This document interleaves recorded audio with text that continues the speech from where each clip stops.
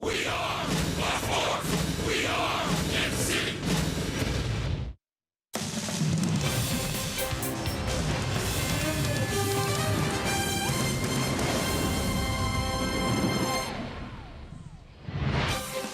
Royals baseball comes to you from Yankee Stadium in New York. And a wise man once said, let's play one today. And we will after a day-night doubleheader last night.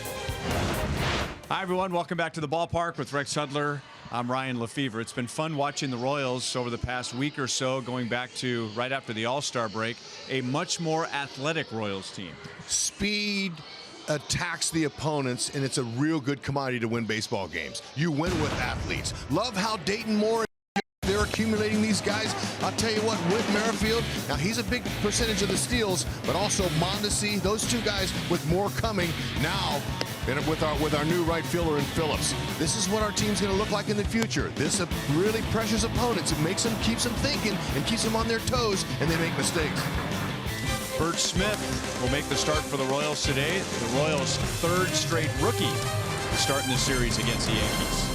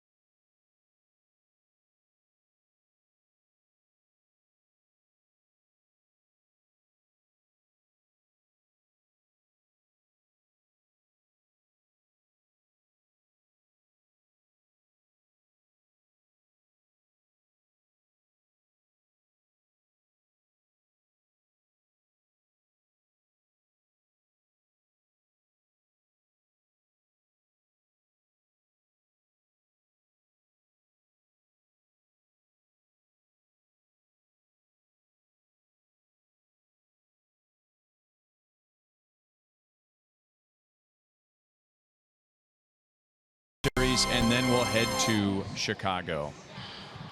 Bert Smith should be coming into the start, pitching with some confidence. Our Kia drive to success. He was really good against the Tigers in a start on Tuesday. He was outstanding, Ryan. Look, when you have stuff like that, you've got a nice future ahead of you. You're going to win your share of games if you can get any kind of run support. But when he handed that ball off to Ned Yost, he exhaled as he hadn't won in 5 years. A wonderful opportunity for this young man to show his skills in front of the home crowd. I hope he can do it here in the Big Apple today.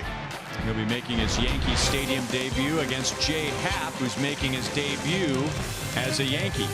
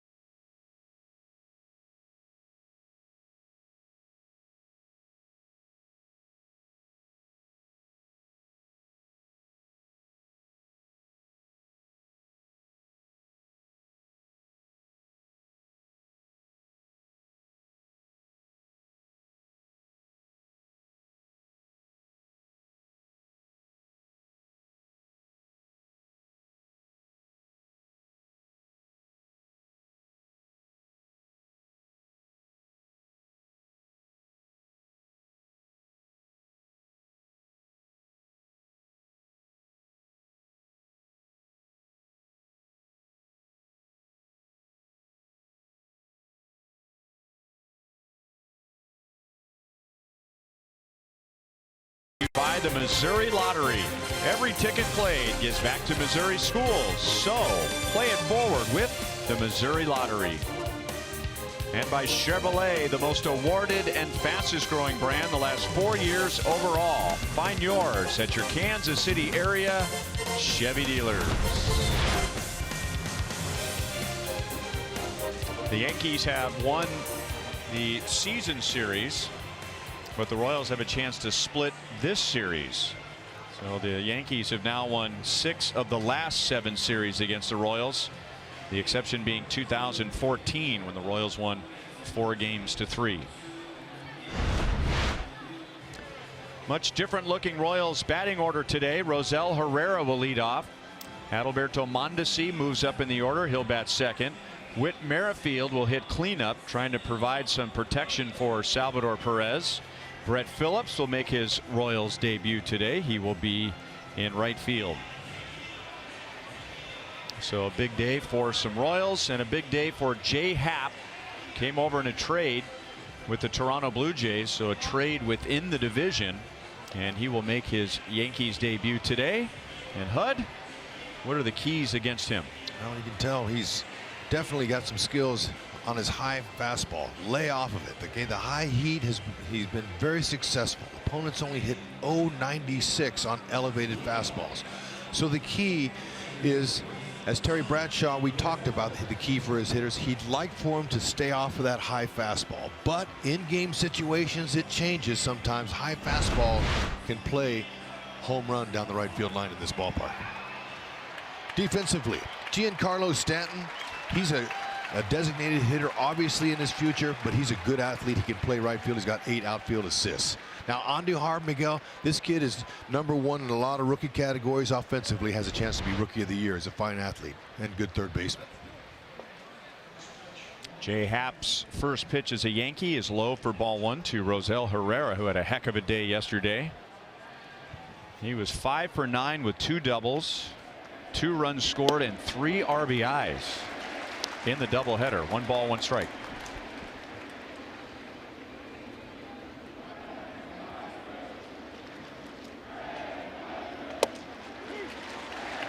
One ball, 2 strikes.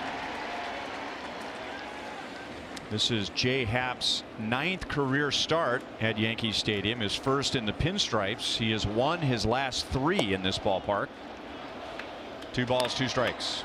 You can see how smooth his delivery is. He's got impeccable mechanics. Looks good. Obviously, teams that acquire a pitching talent like him, they're going to be well studied. They handpicked him for this ballpark here. Still 2-2 on Rosell Herrera. Interesting, a lot of the trades this year, Hud, going against what used to be a cardinal sin, and that is making a trade within the division. A lot of trades this year. It's changing. It's changing like some of the other areas are in baseball. Out to Torres at second base. 1 away in the top of the first. I mean, it used to be you were very careful about trading a player even within your own league, because you didn't want that guy to come back and haunt you, and you would never trade a player to a team within your same division. Yeah, that's a good question. Maybe that you could ask Dayton sometime. You know, you get a chance to talk to him. I wonder what his thoughts would be on that. Like Milwaukee, it was brought up because you're comfortable making trades with them. Obviously, you traded Greinke. You know, you've got Escobar and those guys from Milwaukee. Is that a good trading partner? Well, there's 2 different general managers that Dayton worked with in Milwaukee. So it's, you know, it's just a little bit of dynamics are changing some. 0-1 on Mondesi. And Jay Happ stays up and in. You know, part of it might just be, you know what makes us better? Just eliminate whether this team's in our division or not. What teams are offering us the best players in return? Yeah. And if you're rebuilding, well, if that guy comes back and haunts you for a couple of years, so be it. Yeah, and you know, we hear the word transparency from Dayton a lot, and he says that the general managers are like that with each other. That they want to have a successful deal for both teams. So it's not like we're trying to get something up over on you. So I think that the quality of the general manager is changing. That has a lot to do with that. That's my opinion. Fouled away by Mondesi, who has an 8-game hitting streak. Our Kubota Power Stats. He is hitting .464 during the streak, and his batting average has gone up 83 points from .211 to .294. That'll be out of play. He's got pop from both sides. Way too small sample size so far early this year to put any kind of, well, he's better from the left to the right. He only has 22 at bats. This is 23rd this year from the right side, but he does have power from both ways, and he has a couple of different takeaways with his hands. But he's battling here. I like it. He's just trying to hit the ball where it's pitched.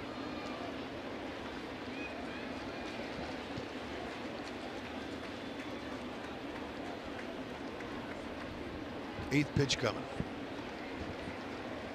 Choked up a little bit, got control, just put it in play and find the hole, use the speed. 3 balls, 2 strikes.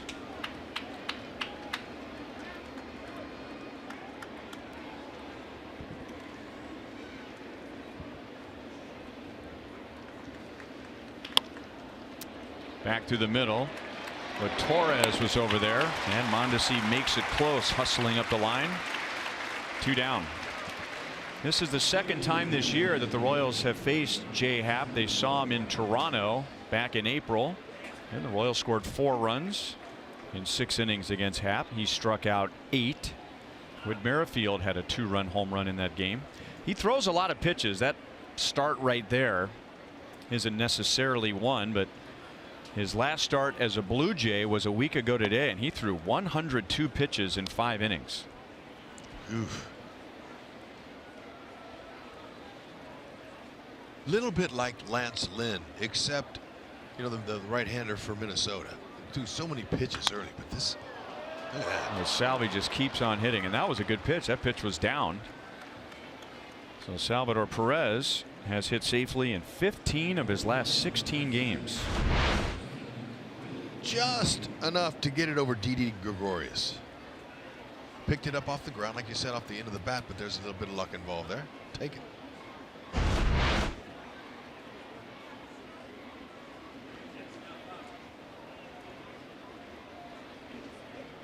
Ned Yost was meeting with the media prior to today's game. Question came up about Witt batting cleanup, and Ned cut everybody off and said, look, this is temporary. Mike Moustakas is gone. We need some more protection in the middle of the order. Witt's swinging the bat right now. Salvador Perez is on fire, and the Royals want pitchers to still pitch to Salvador Perez. So for now, the solution is to put Merrifield behind Salvador Perez. I like his decision and the reason why. Got to have somebody with some pop that's a threat. Ooh, good rip. There's the high fastball. But, you know, it was interesting talking with Terry Bradshaw. He says there's a fine line between laying off of that pitch and not. And so it depends on what happens in game time. We'll see, but he'd like for his guys to spit on that if he can, because of the success that Happ has had.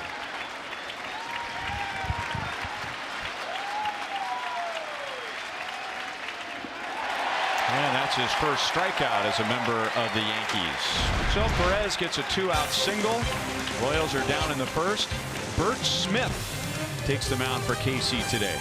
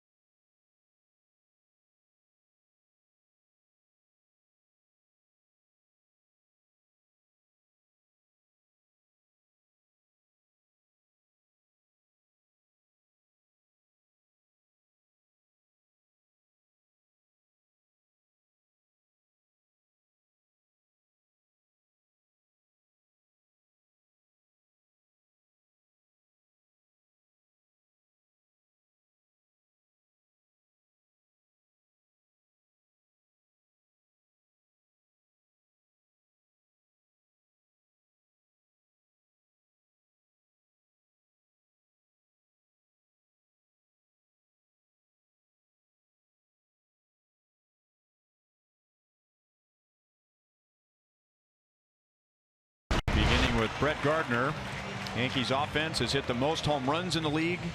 They have the most walks in the league, but they also have the third most strikeouts in the American League.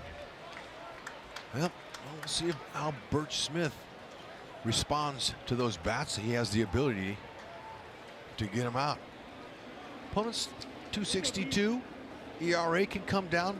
Remember, this is just his 4th start this season, so he's still working it. Pitch to the park, and what I mean by that is Cal Eldred was telling me his high fastball plays in Kansas City at the K.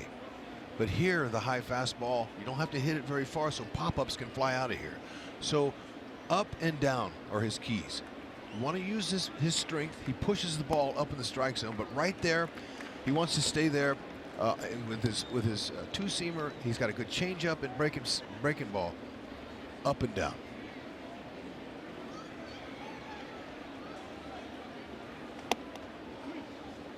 One ball, one strike on Brett Gardner.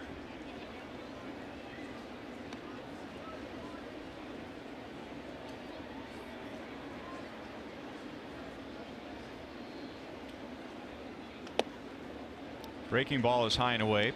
Yankees got a little glimpse of Birch Smith back in May at Kauffman Stadium. He pitched 3 innings and gave up 1 run, allowing a home run to Gary Sanchez, who is on the disabled list.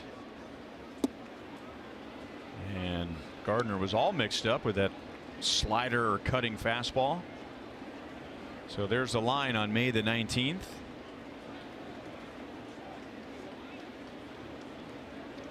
And he was pretty pitch efficient. There's 42 pitches in 3 innings.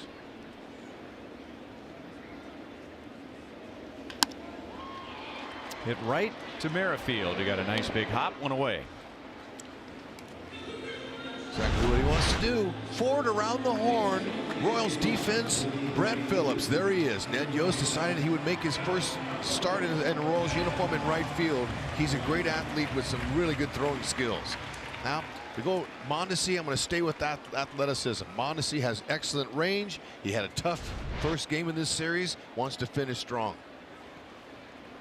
2 guys here that are going to really be a big part of the Royals' future.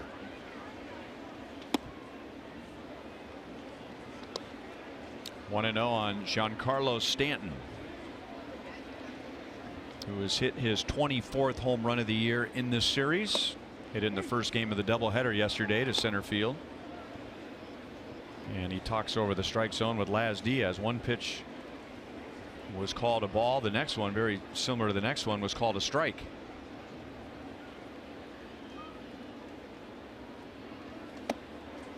Fastball by him at 92.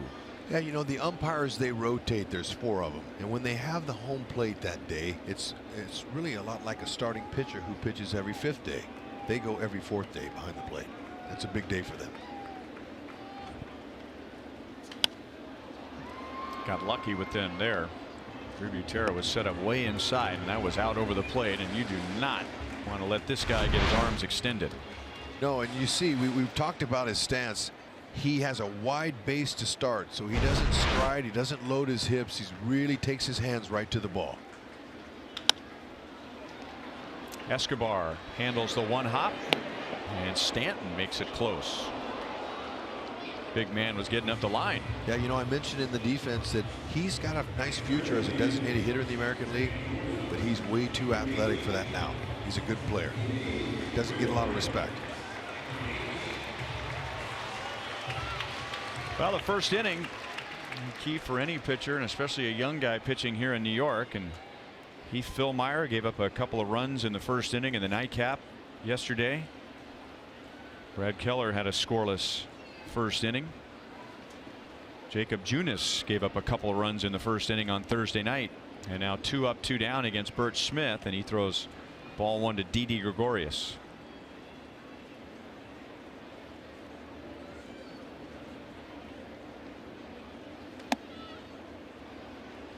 Two and 0.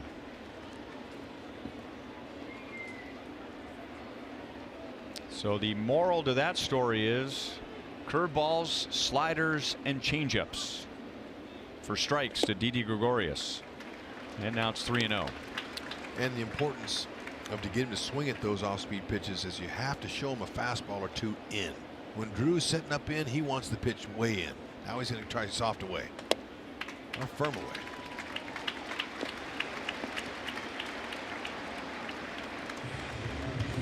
Birch Smith, that four-seam fastball, he pushes it.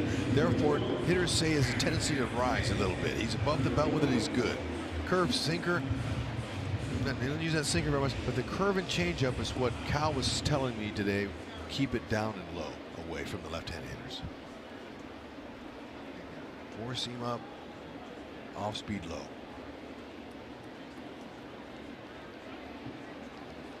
Aaron Hicks, who's had a great year against the Royals, bats cleanup today. And he bunts with the overshift. 0-1.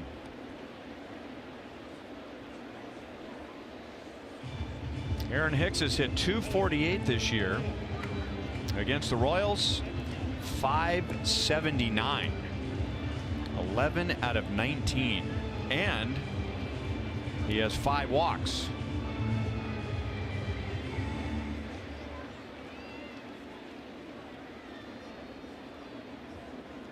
So 16 out of 24 when you're talking on base percentage. Pretty hot, but you know what though? I like the fact that they're going to test it. Ned wants to take a look at that. That was an excellent move by Birch Smith, and Dozier put the ball and the tag right on him. So where the ball is thrown really helps the guy who's tagging. Let's see how. Yeah, he's a little bit off. Got to really work that tag. Let the momentum of the throw carry you into the runner. And now one gets by Dozier, and Gregorius moves up to second base.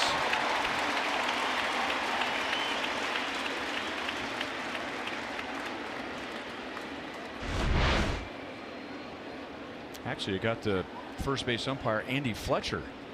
Ooh, man. Yeah, got him. Arm. Huh. And Dozier, that looked like a ball that he could handle. But he's pulled his glove away.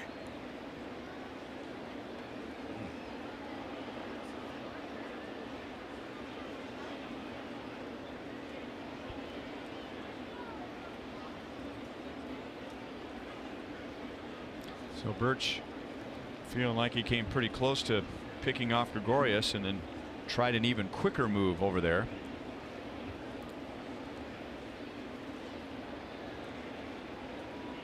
Steve Donahue, again, 40 years. He was my trainer in 1983 for the Columbus Clippers. Good guy. They have changed the air from an air 1 to an air 3. The official scored. Looks like HUD had suggested, thought that that was a throw that Dozier should have handled.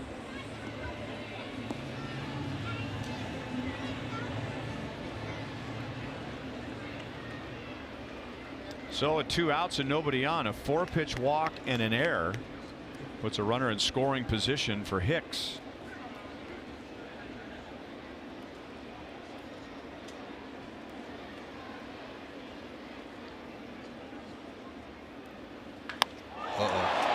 Into the right field corner, and it hit the pole for a 2-run home run.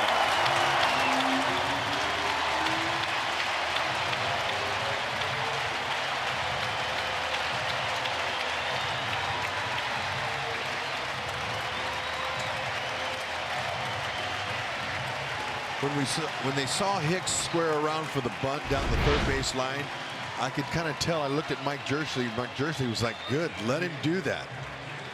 Give him the lousy bunt. This is what you want to stay away from here. Good swing. He waited on the breaking ball.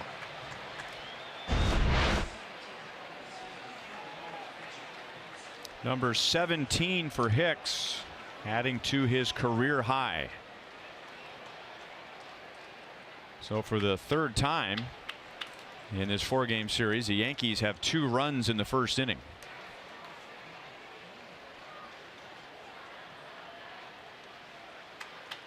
Two balls and no strikes to Gleyber Torres.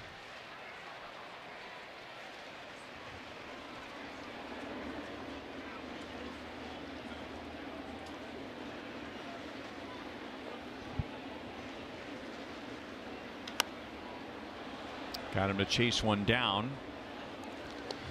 2-1 on Torres. You know, the ball hit the flag, or excuse me, the foul pole, and it bounced back. Brett Phillips picked up the ball and threw it into the stands, and it made me start thinking he's a young player. It probably, this might be his first game here. I'm not really sure. I didn't look back that far if Milwaukee ever played here, but he's better put some cotton in his ears out there. They're on you, and you're close to them, and folks here like to tell you what they feel. And they might do a little research on a young player, so they have a little personal information to share with that young player. Absolutely, and with all of us having our own device in our own hands now, you can look up anything. So you just kind of let it go. Statcast AI powered by AWS. Don't have to hit it very far here, but that had plenty, just enough to catch the pole.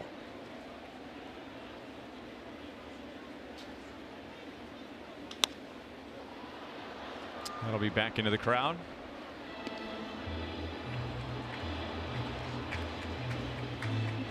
Gleyber Torres leads all Major League rookies with 15 home runs and 43 RBIs. We were telling you yesterday he was named to the All-Star team, voted by his peers, but he was on the disabled list. Changeup strikes him out. So the inning comes to an end, but a 2-out walk sets up a 2-run home run for Aaron Hicks, and the Yankees have the first lead.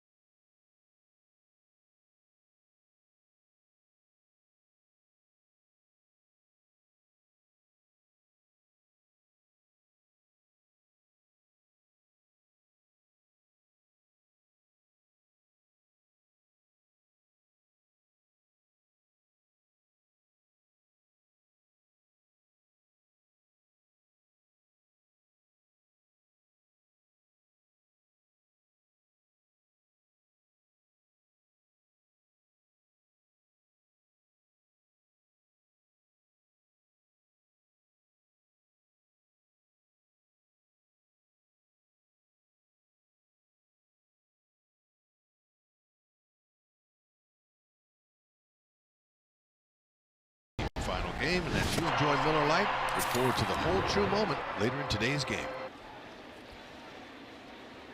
Aaron Hicks 2-run home run puts the Yankees in front. He is hitting .600 against the Royals this year, which I'm not up on all of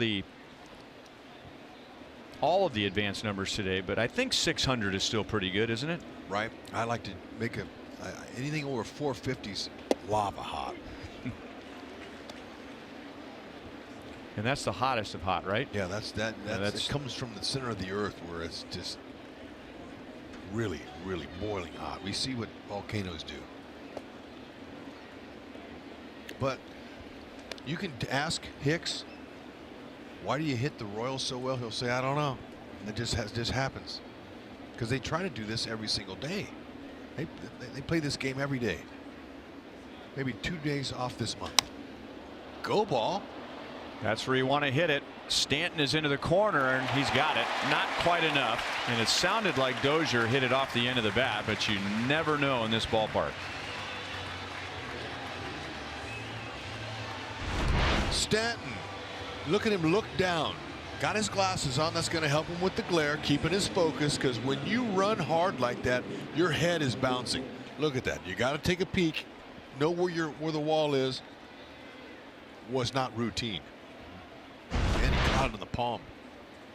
Sometimes it can be a dead spot. Ball pops out.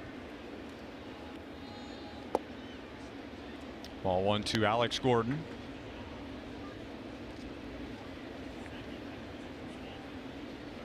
Alex had a couple of singles in the first game of the doubleheader yesterday, and then came on for the last 2 innings last night, and didn't surprise me at all. I mean, the Royals had a 1-run lead. You bring in a guy with all of his gold gloves for defense. We thought. Gardner makes a play in left field, but then finding out this morning that Brian Goodwin tweaked his groin in the 7th inning last night. So Alex was not in for defense. He was in for Goodwin. So Goodwin is not in the lineup today. Royals will have him examined further during the day off tomorrow in Chicago. Was sorry to hear that. Like as good well as he's been swinging that bat.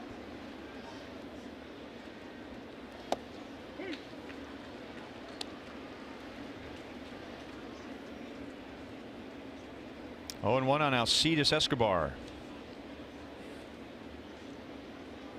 Esky is making his 5th start of the year at third base, with Brett Phillips on deck, getting ready for his first Royals at bat. Off speed, and it's 1-2 on Escobar.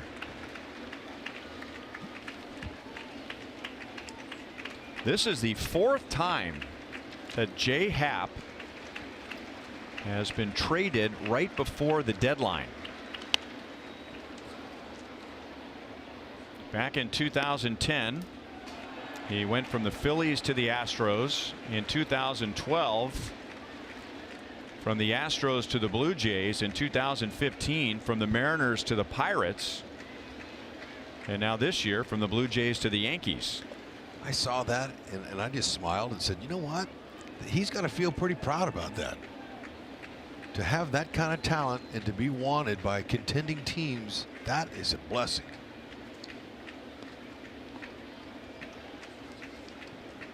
He knows what it's like to change uniforms in the middle of the season.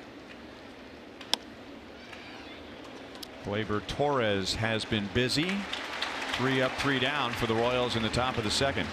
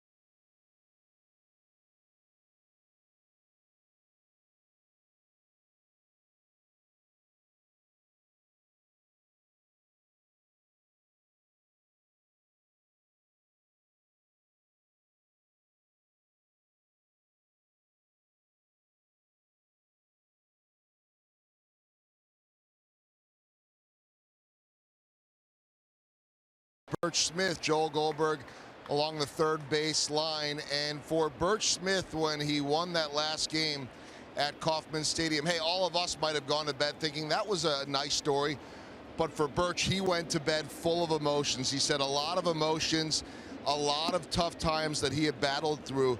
It had been 1,773 days since his first big league win. He waited almost 5 years for his second. He said that over that time, with the surgeries and the injuries and everything, there was a lot of uncertainty whether he would ever have that opportunity in the big leagues again. Now he is getting it, and he said each outing he gains more confidence. He said, look, there's always going to be doubt. There's a lot of doubt for players when they get out there. Can I do this on an everyday basis? But each day that passes, each day that he's in the major leagues, he gets more comfortable. He also says now being a big leaguer every day, the preparation, he is learning how to prepare. He is learning how to take care of himself. He very much believes that he belongs in the big leagues. It's been a long time in the making. And not only did he get that win, he gave up 1 hit in 6 1/3 innings to the Tigers, becoming one of 11 Royals rookies ever to go 6 or more innings in a start and allowing 1 hit.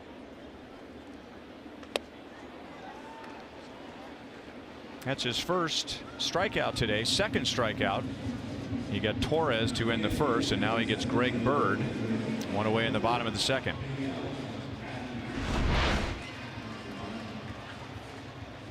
There you go. Look at that. That's an excellent changeup. We talked about how important that is to keep it down and away, but away is more important. Don't let him pull it.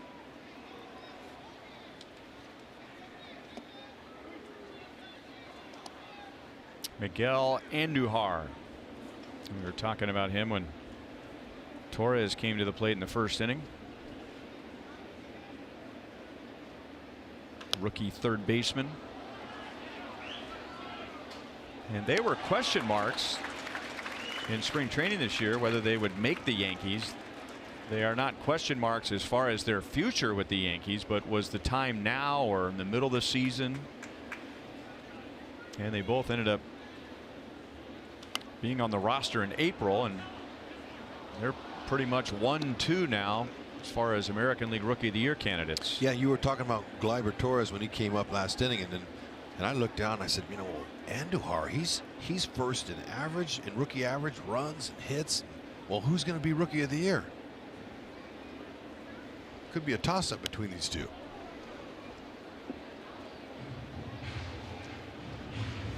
You know, you're hoping maybe one of them will hit and do a good job and be able to keep his head above water first year on a team like this. But for both of them too, that tells me they're getting mentored by some of the veteran guys in there. That they're really encouraging him.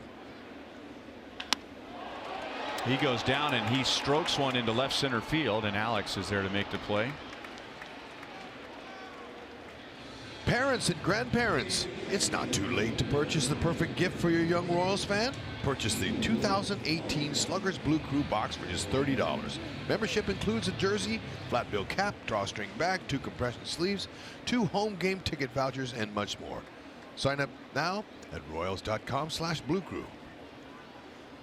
Do any of your boys wear that while watching a Royals game? Maybe. Yeah. They wear it. They don't just wear it to the game.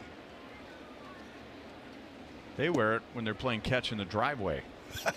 That's beautiful. We told you we signed him up a couple of weeks ago, and that box they get is loaded with stuff. Fantastic.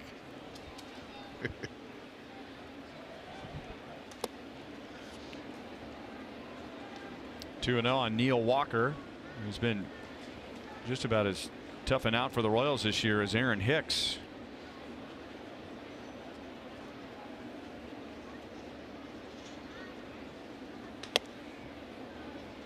Two balls, one strike. A .229 hitter this season, but he's gone 8 out of 15 against the Royals. 2-2. Another thing that Birch was so successful at in his last outing was his tempo. You hear us talk about that a lot, or you hear me talk about it. I mean, that's important. Tempo. You know, it sends off a body language that you're confident.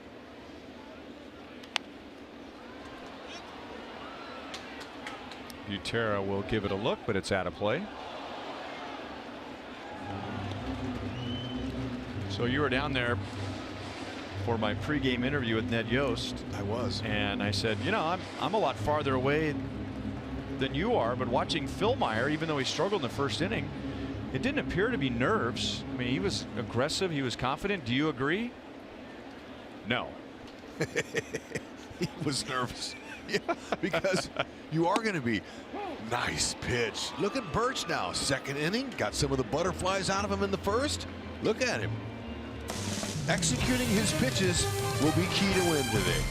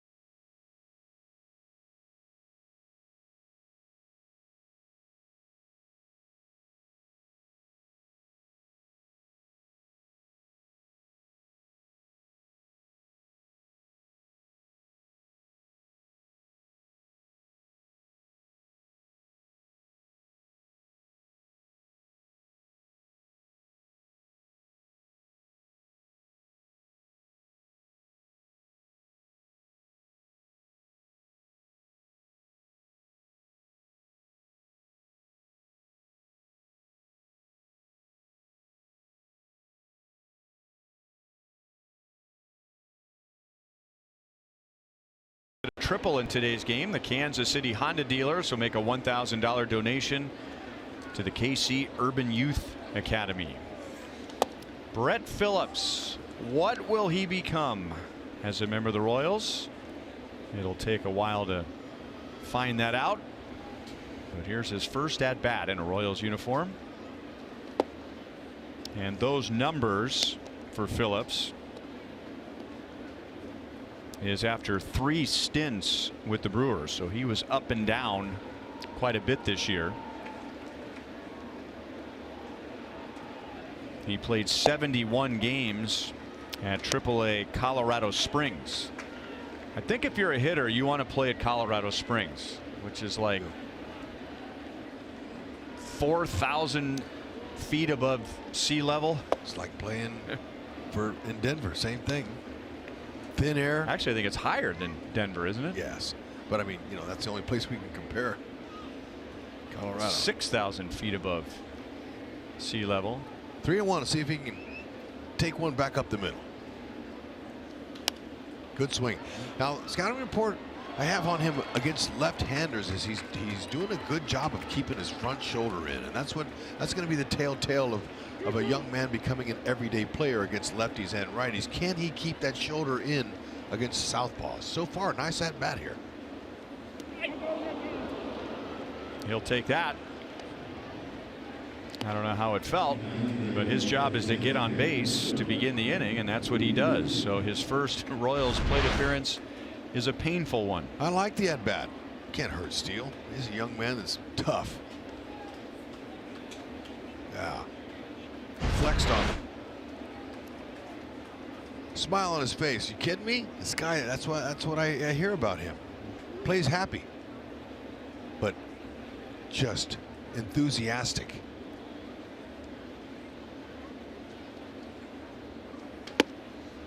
Yesterday, Ned Yost shared some personal texts that he got from his oldest son, Ned, who is a coach and was Brett Phillips' coach at AAA in the Brewers organization, and from another member of that coaching staff. And now it's one thing when you get the scouting report, it's another thing when you're trying to evaluate a player and you're trying to look at his so-called ceiling, basically how good can he be, what's the limit for him. It's another thing when you got baseball guys talking to baseball guys and they're having personal conversations, not official scouting conversations. And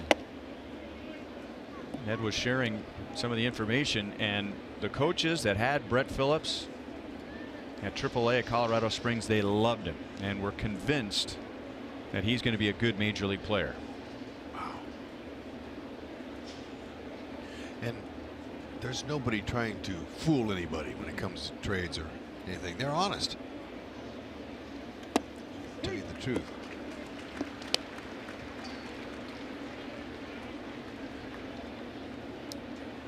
Drew, over his last 3 games, is 5 out of 9, and he's driven in 4.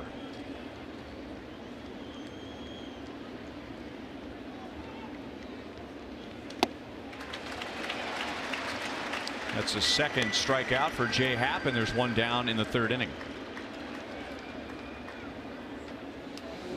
All right, our sprint trivia question.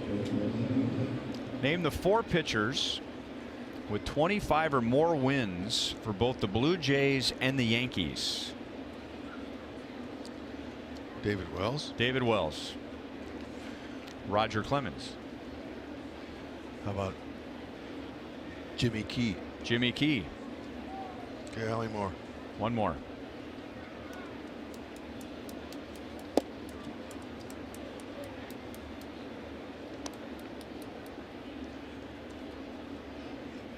Herrera began the game with a ground ball to second base.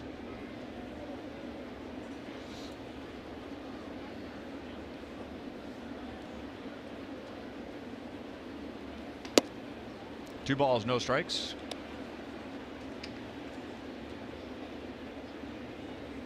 Not a guess, but just talking to you, Doyle Alexander. Solid.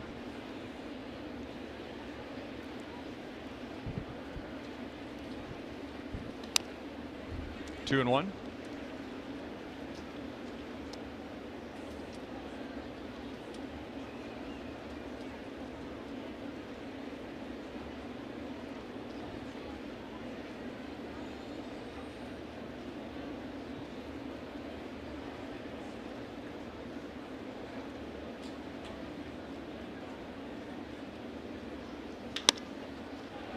Andujar was not an easy play for him to get it to second base, having to go into a pivot, but they get the force on Phillips. 2 down. Just barely, though. Like the hustle, Phillips almost beat that out. Andujar stayed with this. Watch the ball come up right here. Came up, he's able to stay with it with his glove. Phillips is right in there.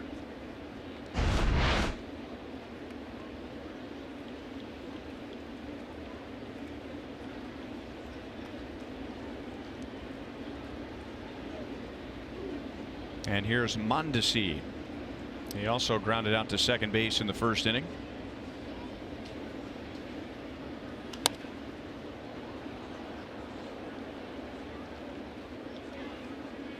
You know what's encouraging is just looking in the future. Some people are a lot better than others at looking into the future and seeing, and that's what they pay those scouts money for and stuff, and projections. But just right here, looking at some athletes here with speed, you know, and seeing how the Royals are building around their beautiful stadium and how big it is, and going off of the blueprint of the championships in 14 and 15. The athleticism, speed, putting the ball in play, that attacks other teams. I mean, it pressures. I was talking to Paul O'Neill. They're the Yankee broadcasters over there, the color commentator.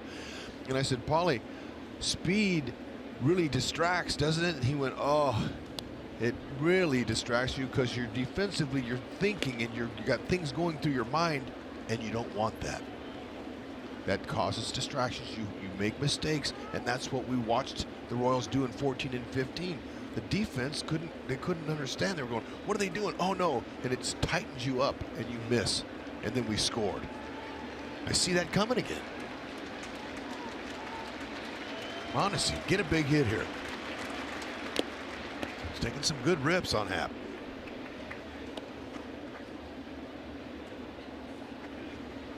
The first deal, if memory serves, that Dayton Moore ever made, and it wasn't one that worked out great, but it was a sign of things to come. He acquired Joey Gathright from the Tampa Bay Rays for J.P. Howell.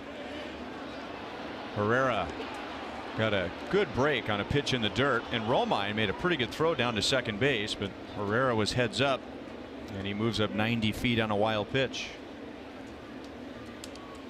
I want to get back to what you're saying, but this right here is what we're talking about. Look at this. He's ready. He's heads up. Up. I can make it. I have speed. Okay. Now what happens? He gets in scoring position. Now a doinker scores him. Little things turn into big things, and then get into the win column. And then you got a hitter now who doesn't feel like he has to hit a gap to get a run in now. Just a That's right. ground ball base hit, blue base hit. How did Gathright turn out? He didn't do a whole lot with the Royals, and J.P. Howell, who really wasn't doing much as a starter, and really didn't do much as a starter once he went to Tampa Bay. He made a name for himself when they moved him to the bullpen, but it was just a sign of Dayton Moore and trying to accumulate as many athletes as he could. Speed. Gathright could fly.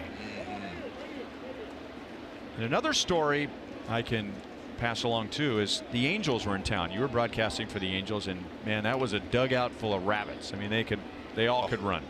And Eric Ibar, I remember, was one of the players, and it was during batting practice, and Dayton was behind the cage, and I asked Dayton, when are we going to get somebody like Eric Ibar?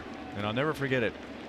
He turned away from the cage, he looked me in the eye, and he said, I'm trying to find as many of those guys as I can. Romine shading his eyes from the sun makes the play, so Herrera is stranded at second base. To the bottom of the third, New York leads 2-0.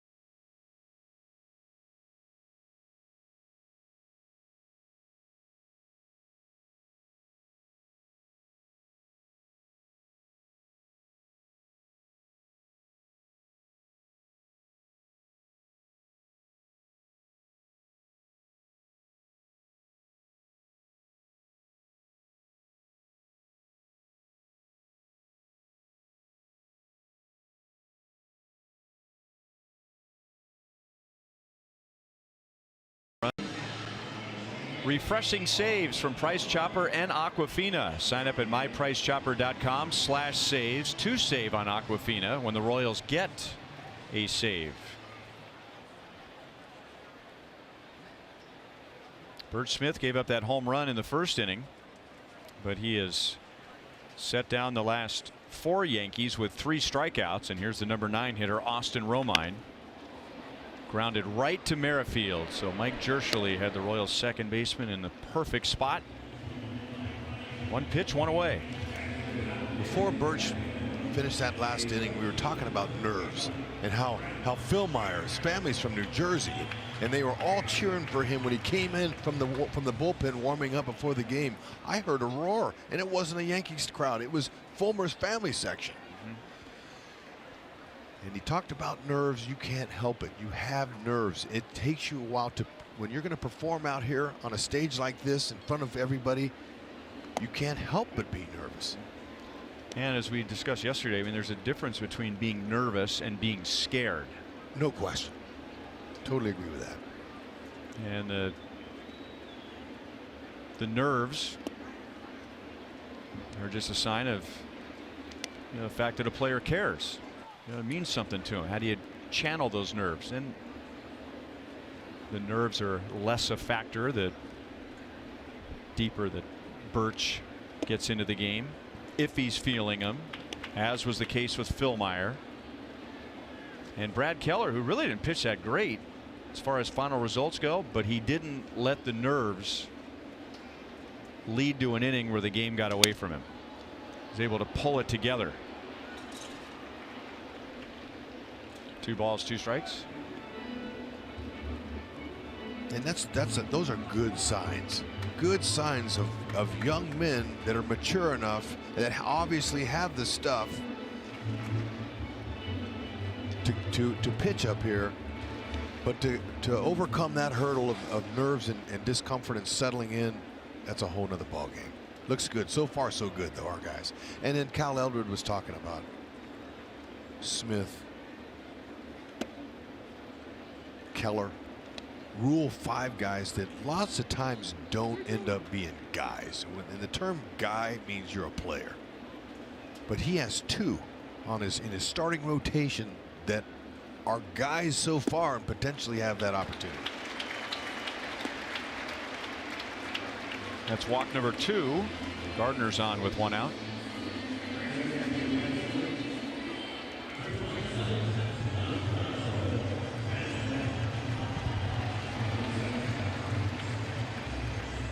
Giancarlo Stanton grounded out to Escobar at 3rd in the 1st inning.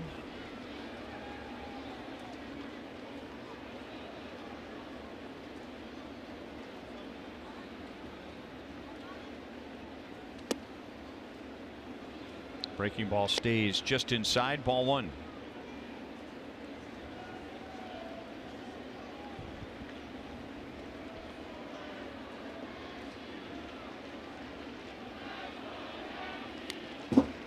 One ball, 1 strike. So far, the home runs have not piled up for Stanton. And of course, there's always that speculation. Well, he goes from a place like Miami where it's hard to hit home runs to a place where it's easy to hit home runs. But he does have 24.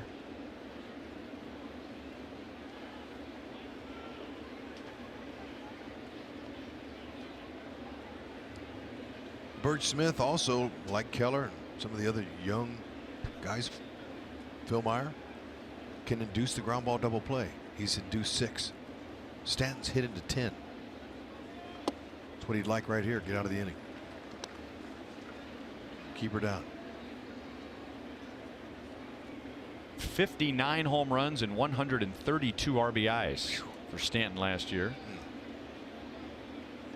27 home runs the year before that. That was close over at first base.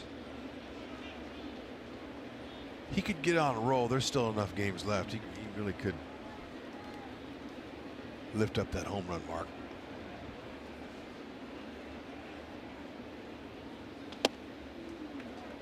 Three and 1. Guess they have him for a few more years, don't they? At least. For a lot of money. So it's beautiful. Smith, nice athleticism. I like his quick feet. Almost picking off a few runners here today. 3 and 2. He is signed through 2027. Yeah, I said that a little tongue in cheek. That's a few years, and I'm sure he'll be the designated hitter for a lot of those.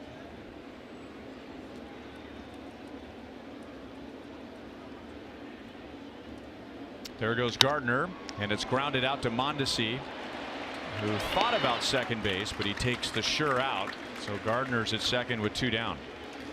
Okay, now Mondesi, had he picked it, threw it to Merrifield, possibly could have gotten this done. The ball was hit so hard. Gardner's already there. What? Pick it and turn it? He could have, but he wasn't expecting there to be any time. Did Mondesi turn that? That ball, the previous ground ball in his last at bat was hit at 102 to Merrifield. And that one there, 109 on a ground ball.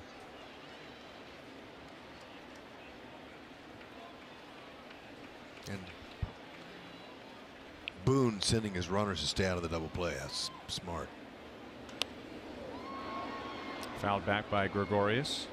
The flip side of that is if Mondesi felt like he had to rush with the runner going and he throws it into right field, or Stanton, even though he's a big man, he can run. What if Mondesi makes a perfect throw to Witt at second base, but Gardner's safe, and then the return throw to first is too late? Now you have 2 on with 1 out. Yeah, Mondesi made the right decision. 0-2 on Gregorius. You have to make that decision in a split second at 109 miles an hour coming at you. You have to be able to decide all that. Take the out. You got to get outs. Outs are premium in this ballpark, and don't give them any extra ones. Mondesi found out what that does in game 1. So 2 outs, no problem. Execute a pitch here and get the offense going on the board. Smith gets another strikeout. That is 4. And after giving up 2 in the first inning, now he has back-to-back scoreless innings.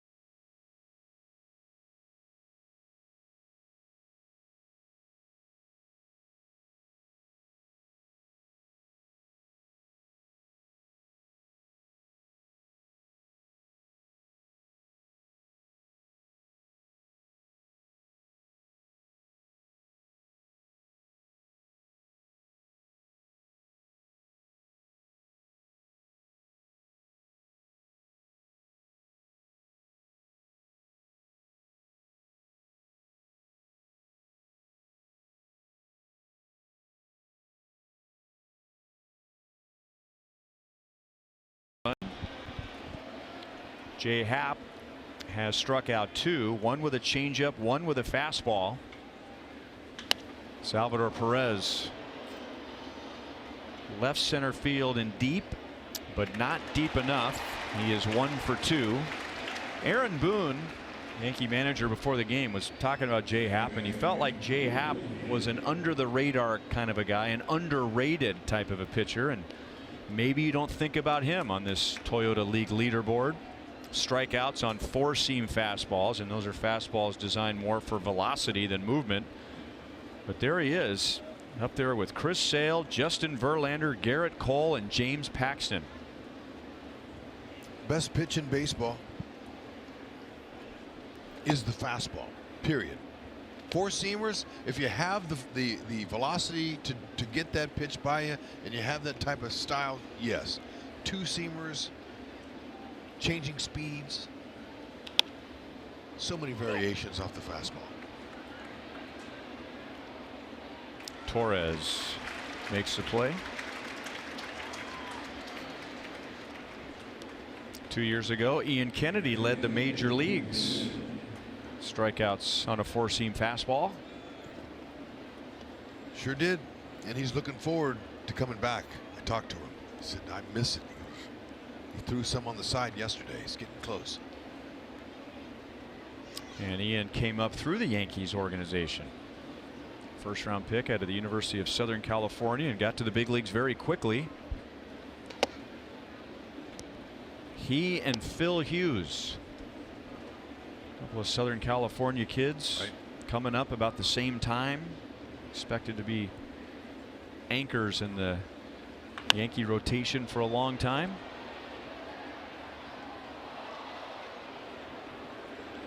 Too bad he couldn't straighten that one out. That was a nice shot right there, foul. Dozier flied to the warning track in right field in the second inning.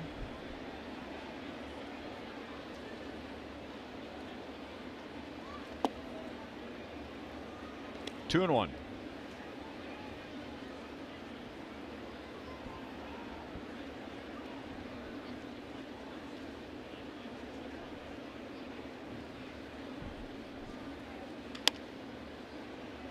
Just foul. 2 balls, 2 strikes.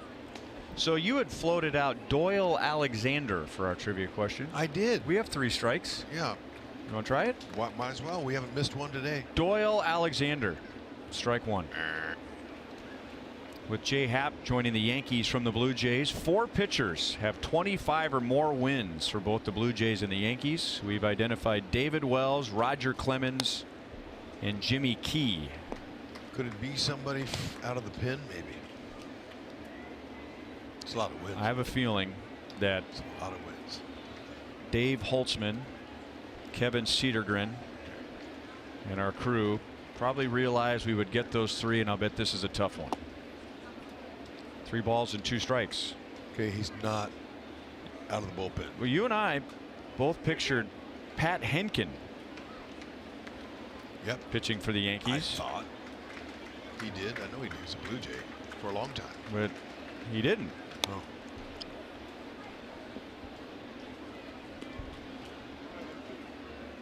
David Cohn. They wouldn't do that, would they? They wouldn't do that. He didn't win that. Did he win that many games in Kansas City?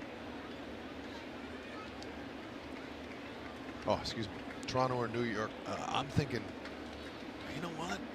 That might be the answer. They helping us out today? Toronto.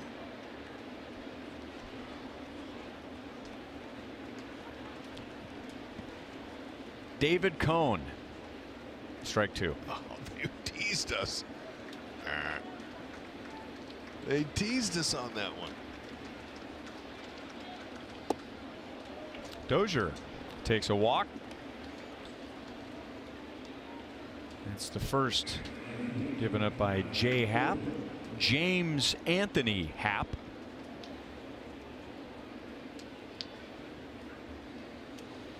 Good AB by Dozier. That's the best at bat I've seen in the whole New York out of all of them. He fouled one deep. He was right on some pitches. Maybe that's a good sign.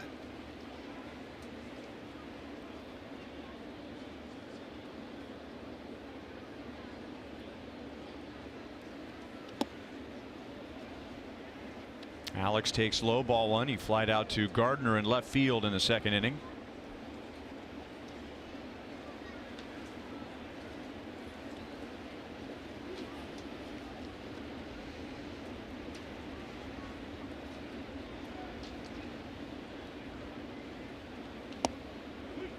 One and one. When Alex picked up his 500th extra base hit, that made him 5th in Royals history in that category. He is also 5th all time in home runs, 3 away from Hal McRae. Up the left field line, and Gardner is there to make the catch. 3.5 play. The Yankees lead 2-0.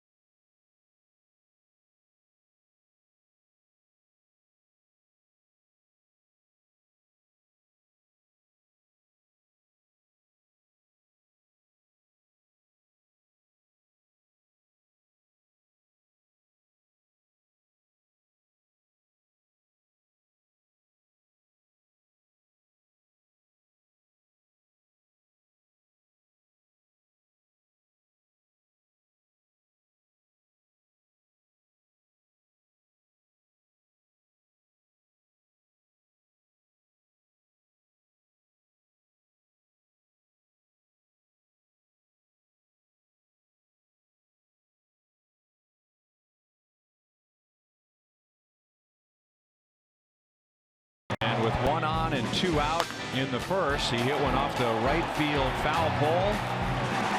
His 17th home run of the year, adding to his new career high. And he has hit .600 against the Royals this year. 12 out of 20 with 2 home runs. His first home run against the Royals was an inside the park home run. And he has driven in 5. So those are the only 2 runs against Bert Smith. He has struck out 4 in his first 3 innings. And he gets a favorable call from Laz Diaz. 0-1. There's a little curveball that just laid out over the plate. When you're as hot as Hicks is, he's not going to miss it. 0-2. And this would kind of go against what you would predict, but Hicks's career has taken off here in New York as opposed to coming up through the Minnesota Twins organization, where he was a top prospect for several years. 1 ball and 2 strikes. On the surface, you would think, well, there would be a lot more pressure here. But when you're a top prospect and the franchise is rebuilding and everyone's looking at you to lead the turnaround, as was the case in Minnesota, that's added pressure. Whereas you come here, it's much easier to just blend in and be one of the guys, because there are plenty of other high profile Yankees that are going to take the pressure off someone like Aaron Hicks, and maybe that's why it's worked here in New York. Well, I got to believe that the Yankees and Brian Cashman have been patient, and that's paid off for them, because when he got here in 16, he only hit .217, and that was in 327 at bats. So he struggled here, but they didn't happen right away. No, they stayed with him, and he's matured. He's in his 5th year in the big leagues now. It takes some guys time. There he is at it again. Man, he has just worn out the Royals this year. A 2-run home run and now a double. So he's on to begin the bottom of the 4th. And now he's 13 for 21 against the Royals this year. Mo lottery replays the breaking ball again. That's the pitch that he hit out of the park. But you can't blame Bert Smith for the location there. That's down in the bottom part of the zone. That's right where you want to put the ball. But hits are falling. He's hot. I mean, like, I use the term lava hot, but I'm sure there are others. There are. Okay. Here's Gleyber Torres. Now you use red hot, Yep. white hot, Okay. firecracker hot, Yep. and then lava hot. Yeah. You're in a tree when you're going good for a long period of time. Let's not forget that one. Okay. He's in a tree. That means you're Torres looking takes down. a strike. That means you're looking down at everybody. Well, I got a text from our good buddy Kurt Nelson, Okay. Royals historian and director of the Royals Hall of Fame. Okay. And he provided some more categories for us. I love it. I need him. Oh, right Line at to him. left field, right at Alex. And that's out number 1. So there are different categories of lava hot, Hud. Okay. The more red lava comes in at about 1,200 degrees Fahrenheit. Okay. Okay, now when you have that orange glowing lava, Okay. you're talking more like 1,600 degrees Fahrenheit. Hotter. But when you're talking about magma, Come on. that's, you know, as it's melting before it comes flying out of the volcano. Wow. Magma 2,200 degrees Fahrenheit. So I think you have a new category. I love that, Kurt. Thank you. Foul ball. Aaron Hicks, when Is- this day began, was probably what, orange lava hot, I think he was. but now he's hitting over 600 against the Royals this year. So And that qualifies him for magma. Magma hot. I love it. There you have it. Kurt Nelson, thank you, but I need some help with my vocabulary and my terms. That'll help. Magma. I love that word. Let's see if Birch can make the pitch. good backdoor breaking ball. 0-2 on Greg Bird, whom he's already struck out today. By the way, that's actually, we give credit to the United States Geological Survey.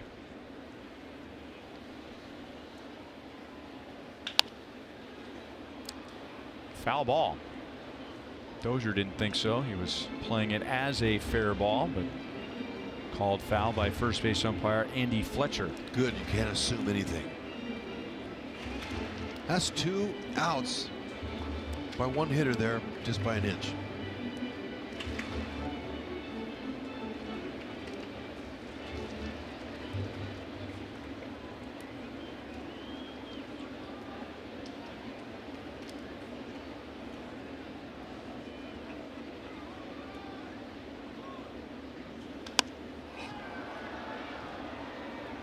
Fortunate there, not quite where Butera's target was, and found out Greg Bird last night is like most left-hand hitters. He is a good low ball hitter, and Brian Flynn made a pretty good pitch to him to begin the bottom of the 8th last night, but he went down and got a pitch down and in and homered to tie the game at 4, and the Yankees went on to win 5-4.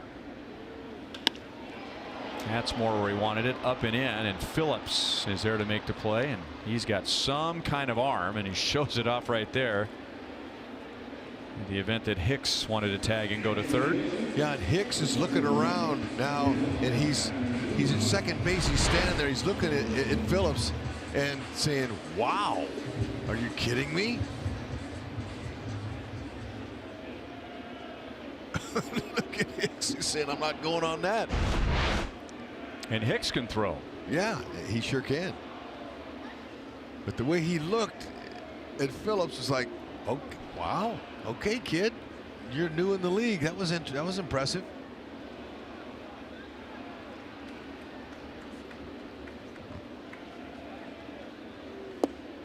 Swing and a miss by Andujar. We spent some time talking about nerves earlier today, and I think everyone pretty much realized that Hicks was not going to tag there and go to third, but it probably helped Phillips just to unload a throw.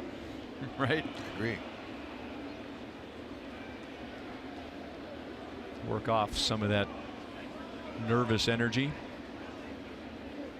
You know, they can clock everything now. 97 miles an hour on that throw. You know, and one of the reasons why he'll play in right field a lot is because of that arm, and you want your stronger arm in right because the long throw to third, just what he showed there. That's the longest throw on the diamond for an outfielder. He can play center. He can play center in any of the spots out there, though.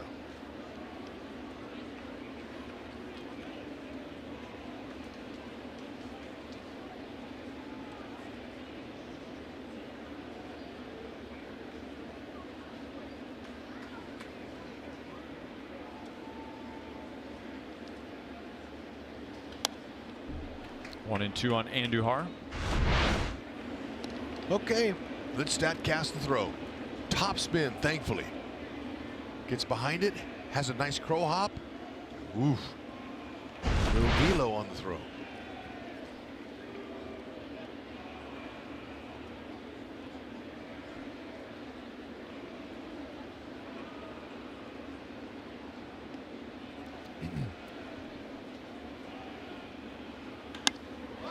Stroked into left center field.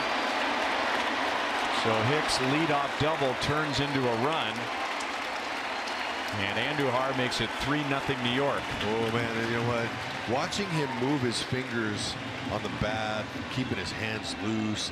I mean, he went down and stroked that up the middle. This is another good pitch. That's a great pitch. Now it's over the plate a little bit too much, but look, that's down. You want the hitter to roll his hands over, but his bottom hand kept his swing right through that ball.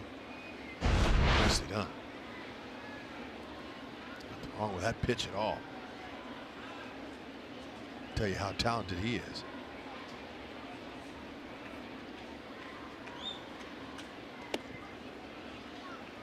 Changeup is high and away to Neil Walker, who took a curveball for a called third strike in the second inning.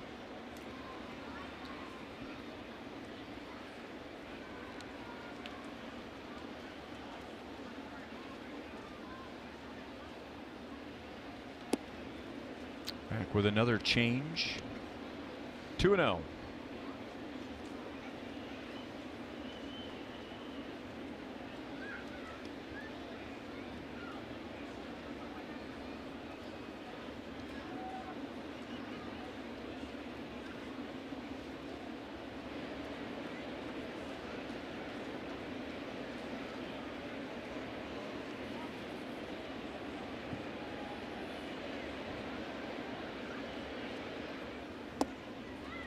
Three balls, no strikes on Walker. Austin Romine is on deck.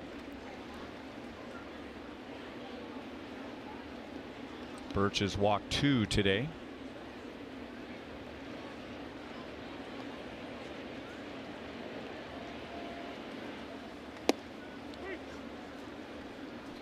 Three and 1.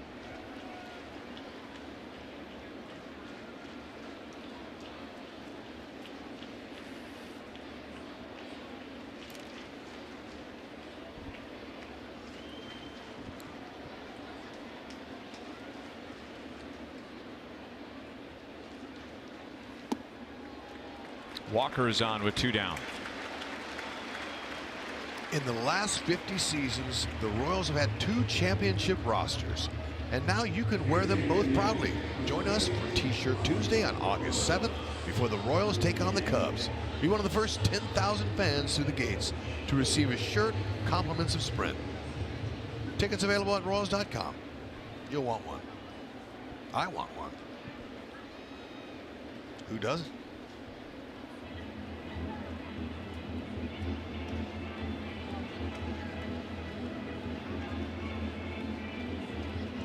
Andujar is driven in Hicks in this inning. Give the Yankees a 3-0 lead, and now 2 on, 2 out to Romine, who grounded out sharply to Merrifield in the 3rd inning.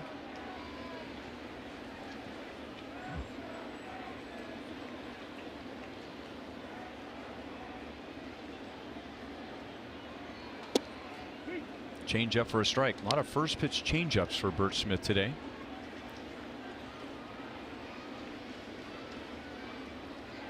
Monty was telling me before the game today that that changeup is going to be a more important pitch for Birch Smith now as a starter than it was in the bullpen. So he's going to have to rely on that. That's another weapon that he can use. And it's a really good one, especially against lefties.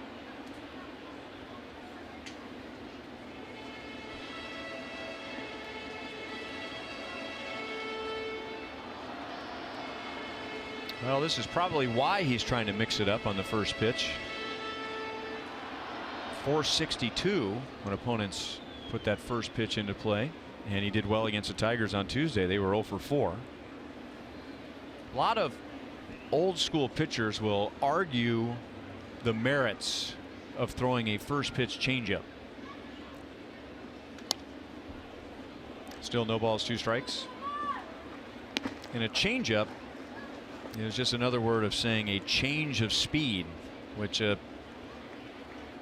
looks like a fastball, but it's slower than a fastball. And so the old school way of thinking is, if you throw a first pitch changeup, what are you changing off of?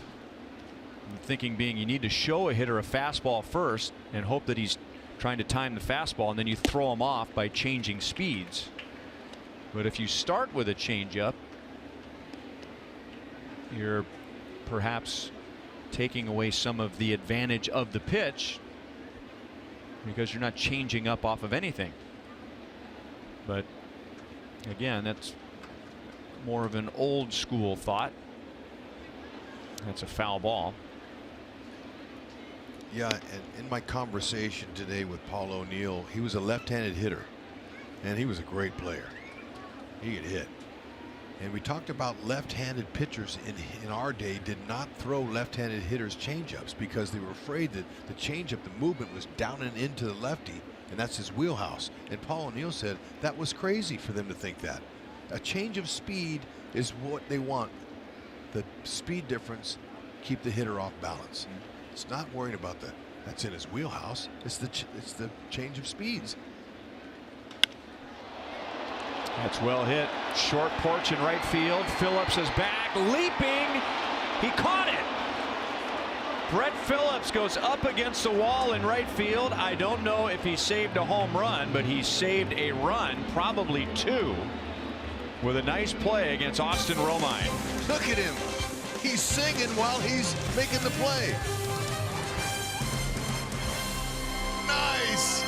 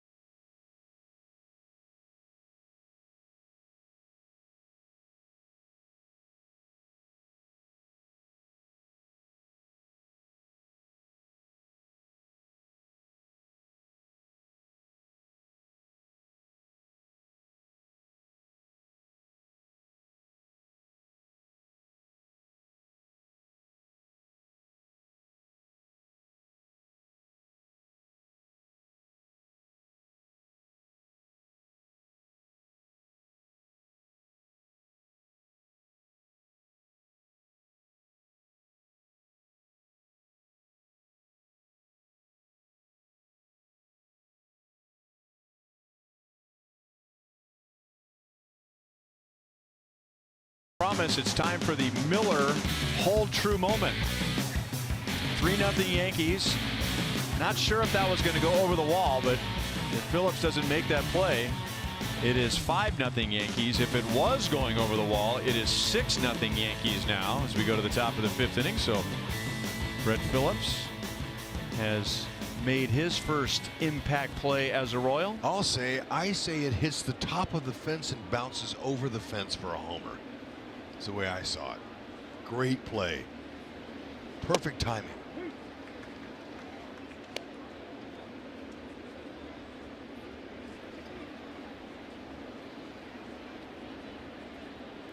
Escobar, Phillips, and Butera are coming up. Esky did not offer it that pitch. 1 ball, 1 strike. Esky grounded out to the second baseman Torres in the 2nd inning.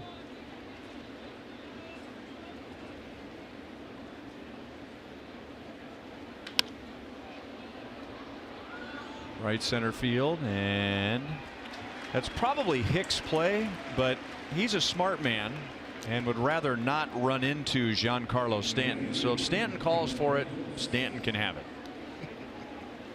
So 1 down. Let's go to Joel. Well, we had Brett Phillips on the pregame. A lot to talk about. He found out about the trade, and at 3 a.m.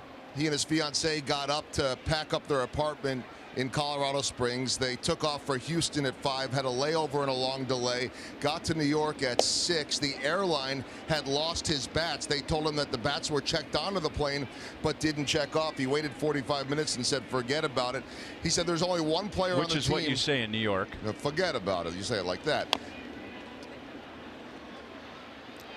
And not going to be able to beat that one out. So he said there's only one player on the team that has the type of bat that he uses, which he says is an axe bat. He said that's Hunter Dozier, who had one just for practice. He said, but Dozier's bigger and stronger than me. He said, and better looking too. He said, what did the guy go to the park and chop a tree down? So he said it's a heavy bat for him, but he said, you know what, new team, my heart's going to be pounding out of my chest. I've never been to Yankee Stadium. You know what, I want to go and have fun and do what I love doing. Couple of interesting tidbits. I mentioned his fiancee, Bree Hillman. That is the daughter of former Royals manager Trey Hillman. And growing up, he used to play basketball horse every day after school against his neighbor, Randy the Macho Man Savage. A lot of energy in that basketball game. 3 up, 3 down in the top of the 5th.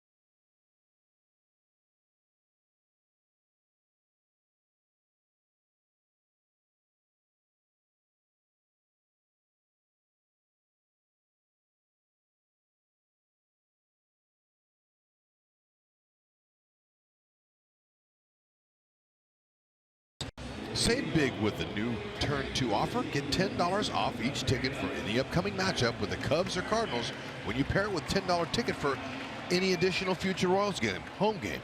Learn more at royals.com/turn2. That's royals.com/turn2. Never played in New York.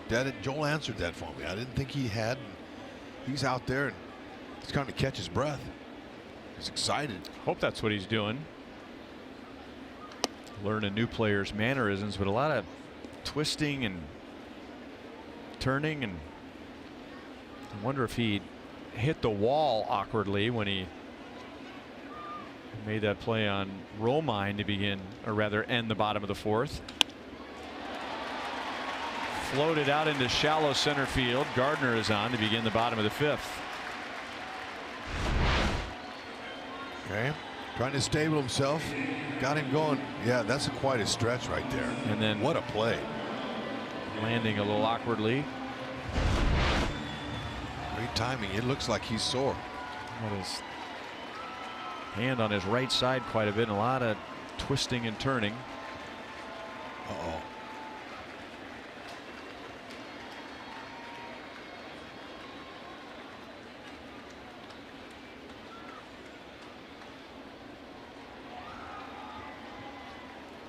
Gardner moving up the Yankees all-time list in stolen bases. He's right at 250. That's fourth all-time, and with his next stolen base he'll tie Willie Randolph for third all-time.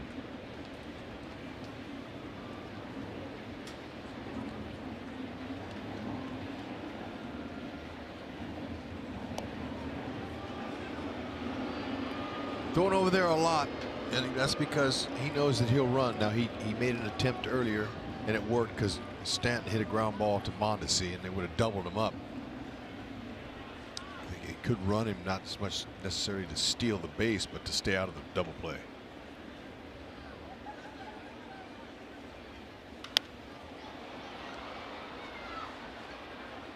Dozier over in foul territory. Never really got a good read or a good angle on it. And with the sunglasses on, the sun was also a problem. That's not as easy as it might be. You got it all correctly. Yeah, he's trying to track it. Long run, having to bow your neck up and look and pick it out of the sun. Not easy. And that's one of the nuances of first base that does not translate with games at third base or shortstop. That's 30 yards away, 35-yard sprint. Some first baseman, if you make that play, you're like, wow, what a play that was. That's in the stands.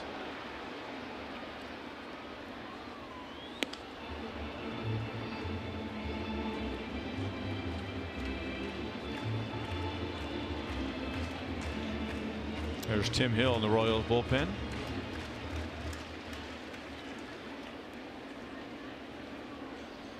Smith will be making his 90th pitch with nobody out in the fifth inning. To right field. 2 hops to Phillips. And the Yankees have 2 on, nobody out. Stanton is 1 for 3.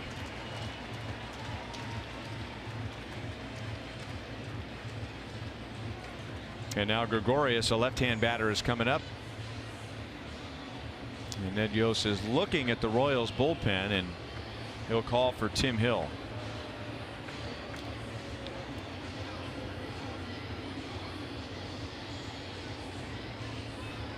3-0 Yankees. They have 2 on and nobody out, 5th inning. And here's a Chevy call to the bullpen.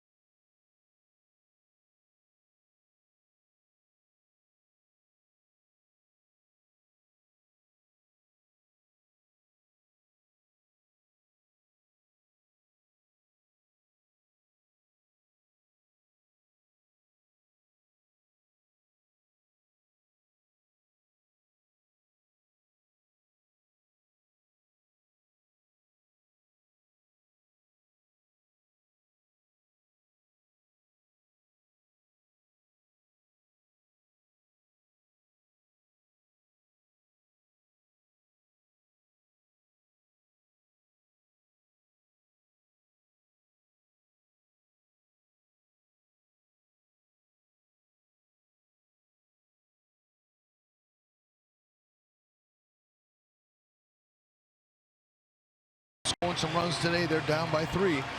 Fans celebrate 50 seasons of Royals baseball at the Royals Charities 5K Retro Run Walk on Saturday, August 18th. Run on the field at the K, plus get a retro t-shirt and a free ticket to a game. Sign up at royals.com/run, presented by Fox Sports Kansas City and Price Chopper. Tim Hill is on for the 45th time. He inherits 2 base runners. And there is nobody out. He'll get a left-hand batter, Didi Gregorius.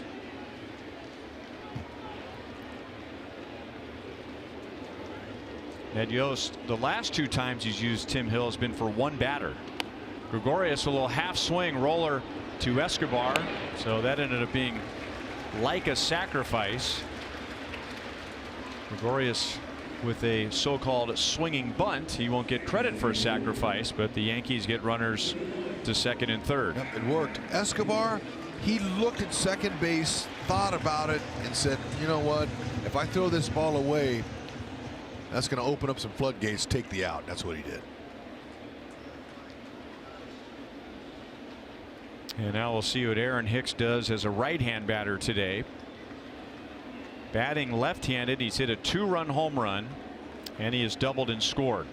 The Royals bring the infield in. Way inside, ball 1. Great pitch right there. That is a perfect first pitch. Why? It backs him off the dish. He walked out of the batter's circle, dirt area. Made him think about it. Now to open up the outside part of the plate.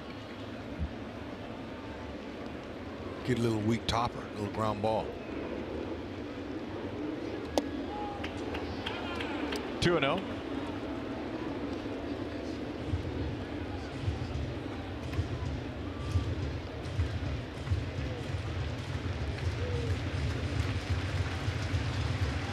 Gardner singled. Stanton singled. Glorious ground ball moved him up.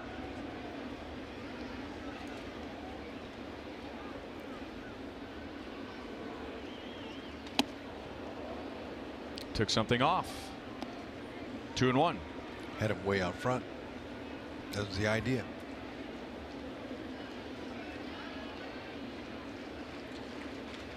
Not enough pitching inside, in my opinion, in the game today.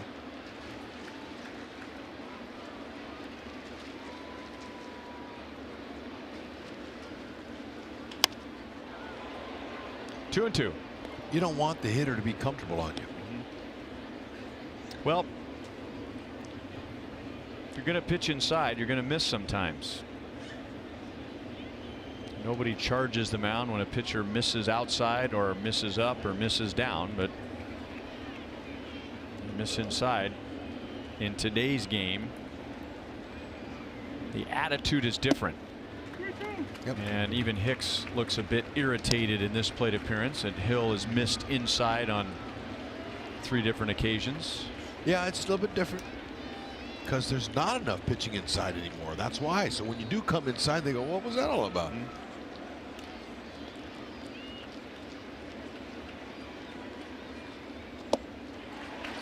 A walk, and Hicks flings his bat with some attitude, and they're loaded up with 1 out. Yeah, you know, I don't think he really wanted any part of Hicks there, and that's smart because the guy's so hot. Now he's hoping that he can somehow, some way put Torres in the lane. The lane is a double play lane.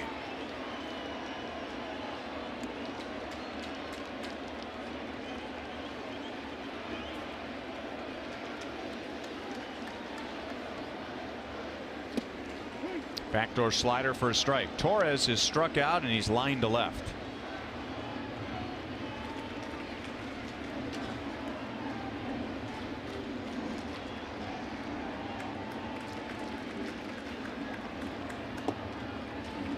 One ball, 1 strike.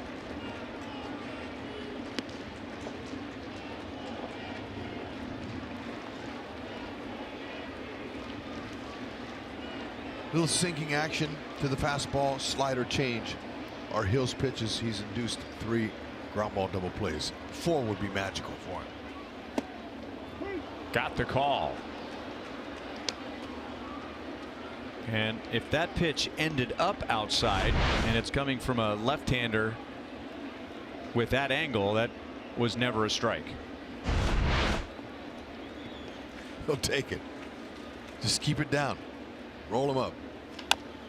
Here's the ground ball, not hit very hard, so Witt tried to apply the tag, and he did. Nicely done. Witt attacked it.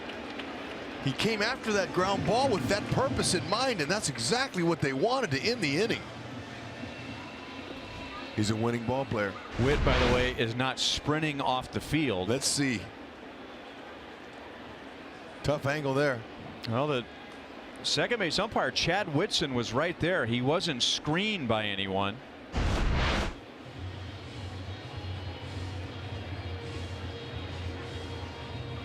Aaron Boone is saying hang on a second, and now he wants to challenge.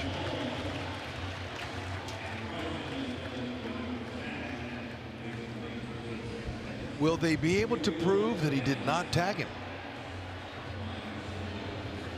Well, good heads up play anyway, because you wouldn't have got him had you went around and you went 6-4-3. Excuse me, 4-6-3.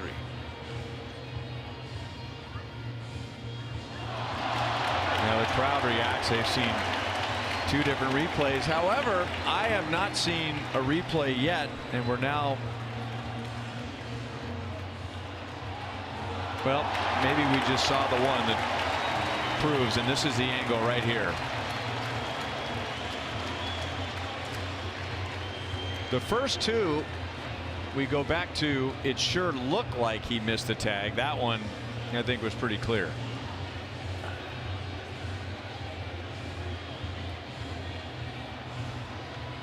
Well, he's definitely not out of the baseline when he tried to get out of the way. Yep, and that was, there was no indication by Chad Whitson that he went out of the baseline. Deviating by 3 or more feet of his direct route to second base. And Hicks made the save sign right there. He'd never felt the tag. Well, not only did Witt not charge off the field, but he's even gone back to second base. So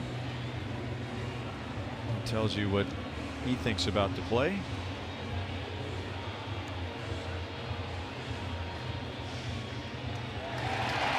So Hicks is safe. A run scores. The call is overturned. Torres will get an RBI. He's out 4-3. And now Stanton's at third and Hicks is at second base. Oh, well, it was a great try. There's no doubt about it. He had the right idea, because like I said, if he would have stopped, turned, and threw to Mondesi and tried to go to first, it wouldn't have happened. That was his only chance. So at least he got the out at first.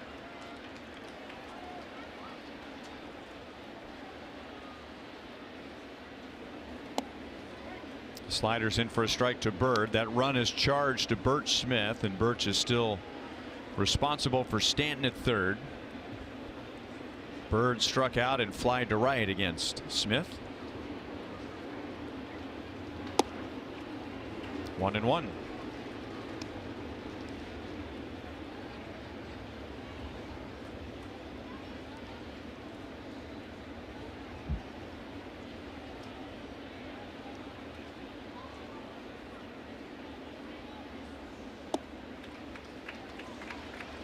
Well, he's keeping everything down.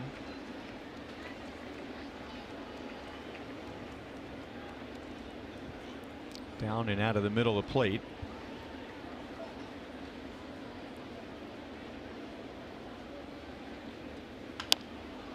And he gets a ground ball. Now Witt has to charge in from shallow right, and there's no play.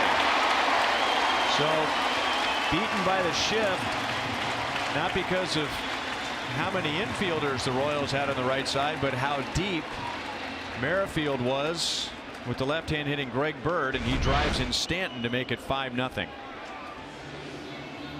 Yeah, once it got past Hill, there was no chance. That's got to be frustrating.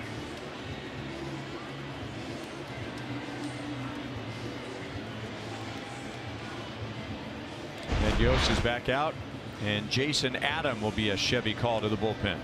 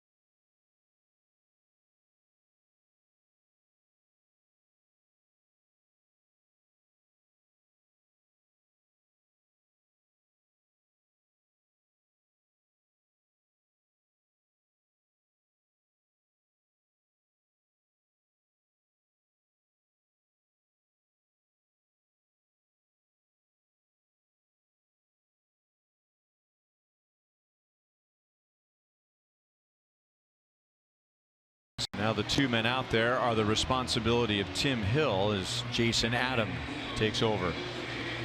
On July 19th, tornadoes tore across central Iowa. The Red Cross is supporting the affected residents and sheltering evacuees whose homes were destroyed. Royals Charities and Fox Sports Kansas City are aiding the relief efforts, so we hope you'll please consider donating to support the Red Cross disaster response by calling 1-800-RED-CROSS or going online to redcross.org. Jason Adam with runners at first and third and two down, facing Miguel Andujar. There's a good looking curve in for a strike. That's what Adam has, is stuff. He's got a good mid-90s plus fastball to set up that curve and change.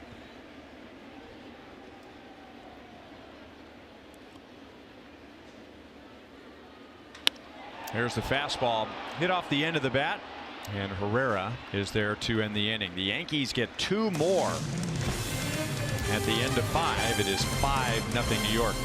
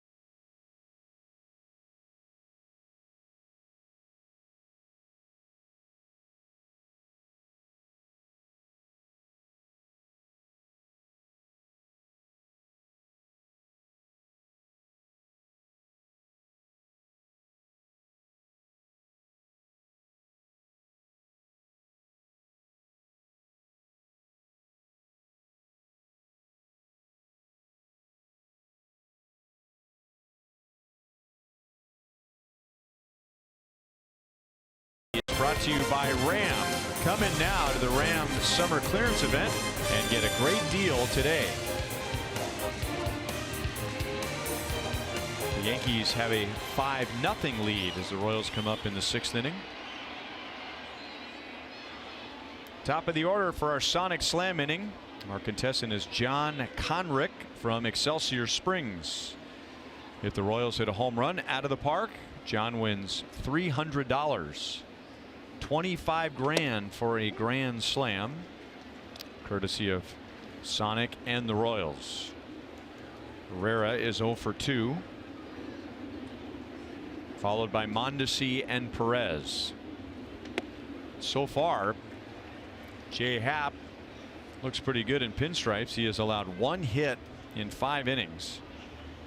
He has hit a batter and walked a batter, so the Royals have 3 runners in the first 5 innings. Our sprint trivia question. Jay Happ coming over from the Blue Jays. 4 pitchers have won 25 or more games for the Blue Jays and the Yankees. We have David Wells, Roger Clemens, and Jimmy Key. We have been wrong with Doyle, Alexander, and David Cohn. Kansas Cityan, who's in the house broadcasting the game for the Yankees today.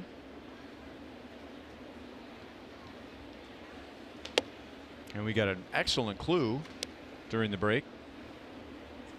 This pitcher retired in 2015, played for several teams, a 17-year career. Herrera lines it into left field. So he's on to begin the 6th inning, and that's Herrera's 6th hit of the series and only the 2nd hit against Happ. So the last answer, Hud, this pitcher pitched 17 years for several teams and was never an all-star until his last year.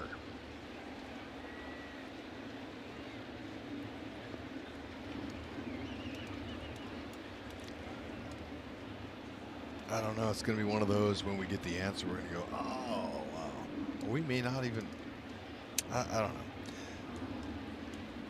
17 years is a long time, and you would think. And retired 3 years ago. I mean, we should be all over that.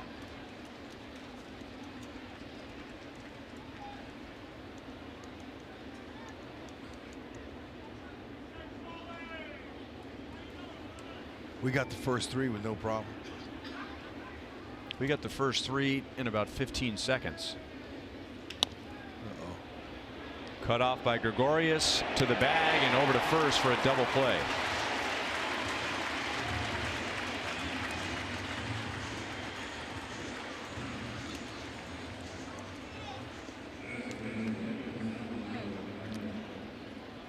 A.J. Burnett, did he pitch for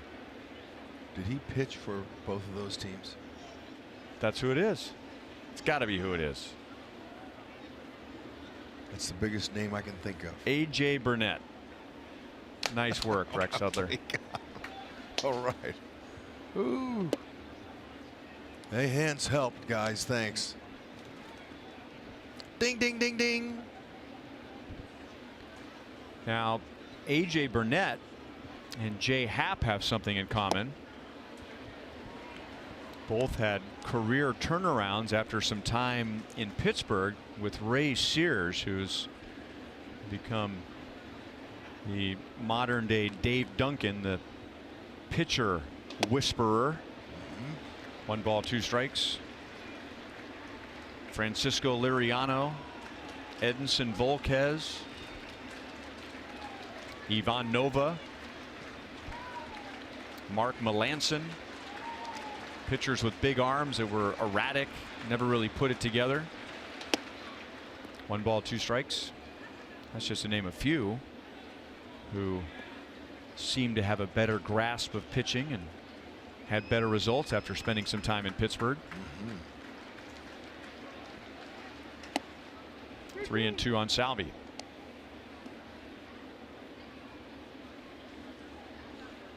And the common thread always seemed to be a little less velocity and a little more control. not like those pitchers completely changed. They weren't transformed from one style of pitcher to another, but the net result always seemed to be trading strikes for some velocity. Yeah, but it's all more about location. Ooh. Well hit deep right center field. And over the wall, a line drive home run from Salvador Perez.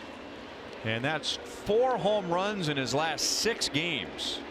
Man, oh man, that's right center pop right over the 385 sign. When I said, oh, you could tell by the sound that it was hit, and it got some backspin.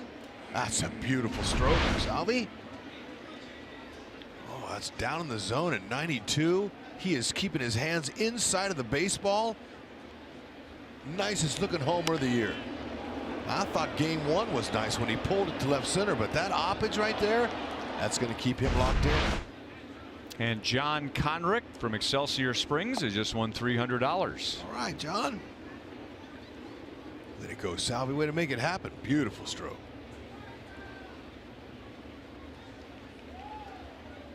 That's called letting the ball travel deep towards the catcher's glove. And then keeping your hands in it. We'll show you the numbers here. Launch angle 22s. That was on the line. 401.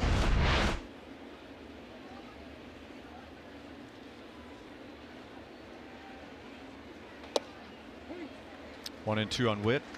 Coincidence that 5 of his last 6 home runs have been to either center field or right field.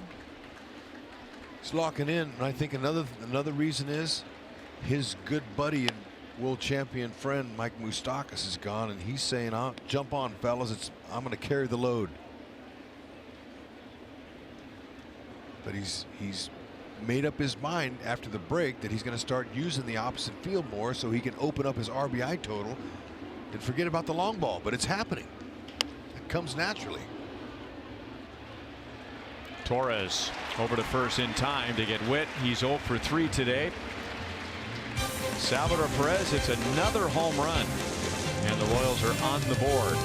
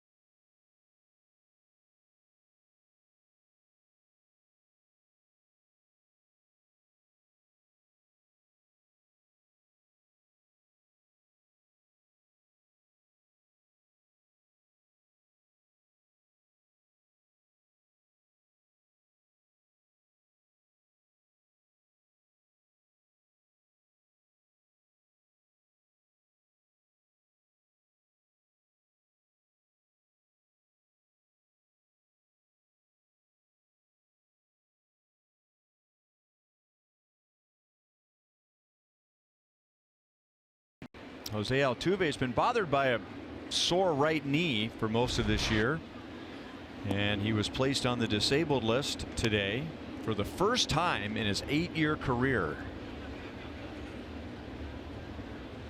It's pretty good, especially be playing in the middle of the infield like that.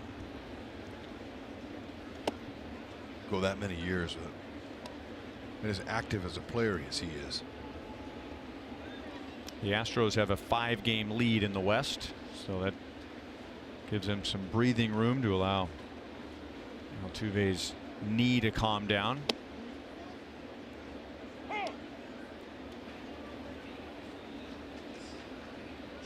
Two and one from Jason Adam to Neil Walker.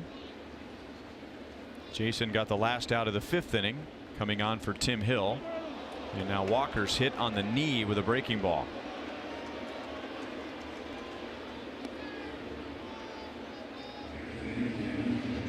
Time for Built for Baseball, brought to you by T-Mobile. I can tell you this, Jackie Bradley Jr. was built to play center field. Look at that great and dangerous catch against Bobby Wilson of the Minnesota Twins. Diving head first, falling head first as he was quickly approaching the Green Monster. Glad he went into the wall like that. Great catch.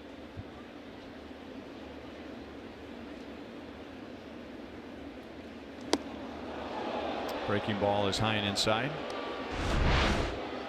And then we had an excellent catch here with the batter at the plate now, Austin Romine, and that was Brett Phillips taking at least a 2-run extra base hit away, possibly a 3-run home run. That's drilled to left center field. The Royals had Romine playing toward right center. So he's hit the ball hard 3 times today, but that's his first hit. And the Yankees, leading by 4, have runners at 2nd and 3rd and nobody out. Romine getting a chance for a more regular time. You can tell the timing of his bat is working. That's belt high fastball. Adam couldn't get his curveball over, so Romine knew the heater was coming. Rosie took a great route to that ball to cut it off before it got to the warning track, or else the runner would have scored. Sal Herrera, I've never seen him take a bad route to a ball. Very natural. The infield is in. Gardner going after the first pitch, fouls it back. He has walked, singled, and scored a run today. Next time the Royals come up will be the 7th inning. Going up against the best bullpen in the major leagues. They cannot afford to trail by more than 4. So they're going to gamble and bring the infield in with nobody out. 1 ball, 1 strike.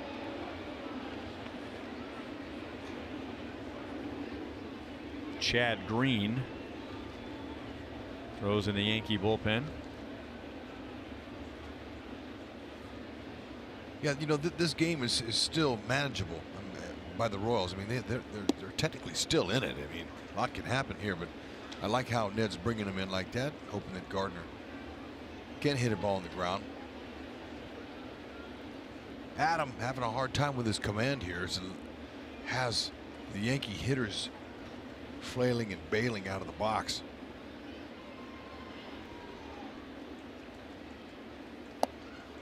Good pitch. 2 balls, 2 strikes, man. That thing just disappeared. That's a 90-mile-an-hour changeup.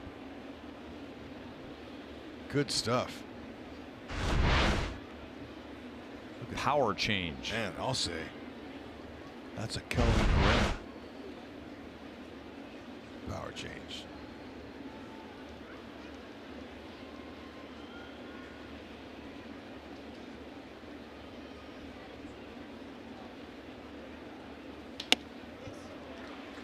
No swing.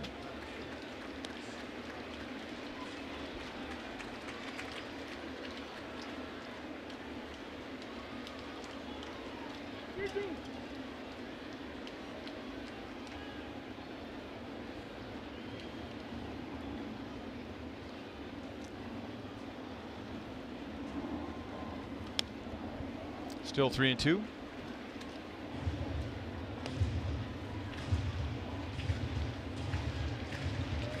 Bert Smith went 4, and then he faced the first 2 batters in the 5th. They reached, so he left those behind for Tim Hill. Both scored, so Smith is on the hook for all 5 of the Yankee runs. Tim Hill 2/3 of an inning. And now Jason Adams' second inning. And he gets the strikeout of Gardner. Trust your stuff. Nicely done. Show you a little pitch sequence here by the young rookie at Jason Adams. Okay, high and away, hard heater. You want it in, he backed out of that, didn't want no part of that one or that heater. There's the changeup that got in the back of Gardner, and he's trying to nibble up at the top. Got it by him. That's it. Stay with it. His fastball.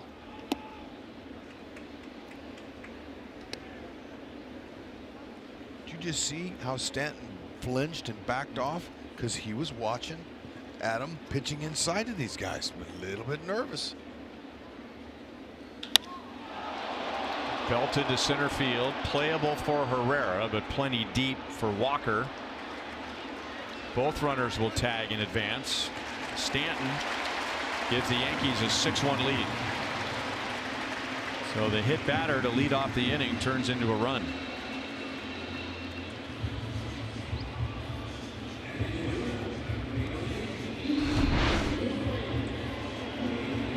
Down and in. Stanton just makes it look like a backyard wiffle ball league. When he swings, it's effortless. So strong.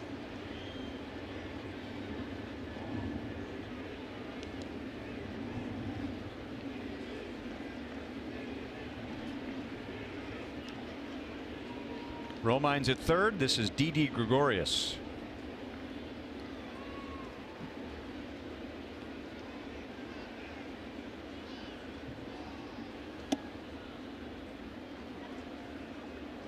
Gregorius in the first inning walked with 2 outs and scored on Aaron Hicks' home run.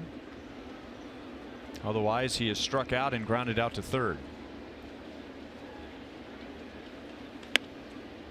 Popped him up. Easy play for Escobar, and that's the inning. The Yankees add a run. We've played 6. New York leads 6-1.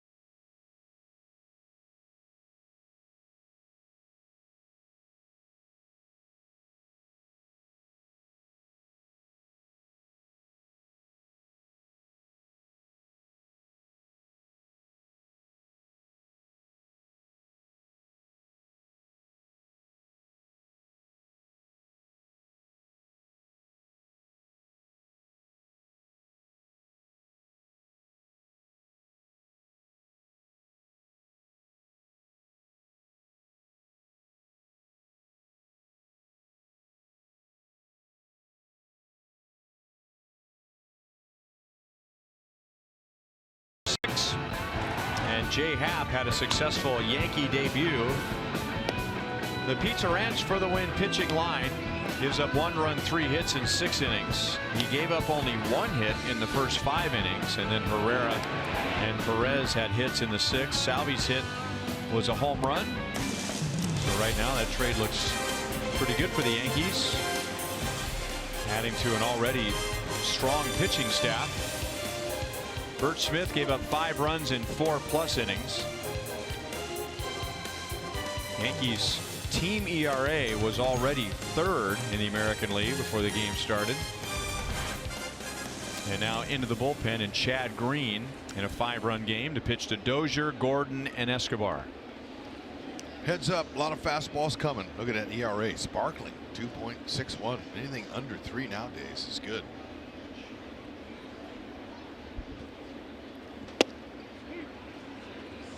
Hunter Dozier has flied to the warning track in right field and walked. Mid to upper 90s, slider, change.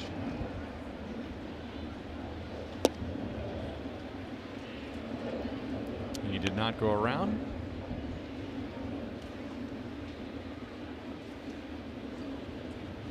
We saw Green last night in the second game of the doubleheader. He went just 1/3 of an inning. That's inside, 2 balls and 1 strike. He came on and gave up an RBI single to Rosell Herrera, and then a hard hit out to Salvador Perez.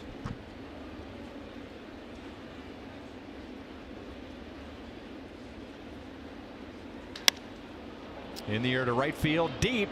Going back is Stanton, and a home run to the opposite field for Hunter Dozier.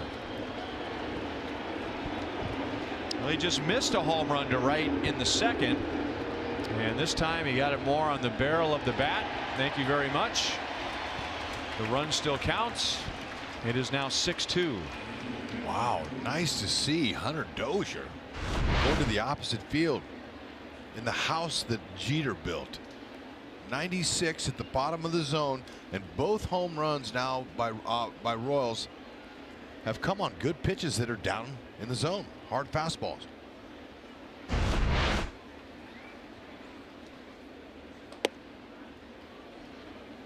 Ball 1 to Alex Gordon.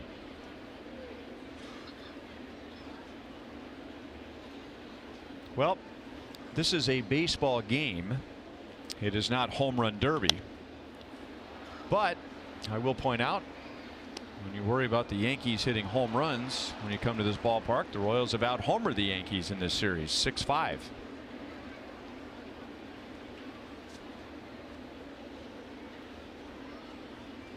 Good for Hunter.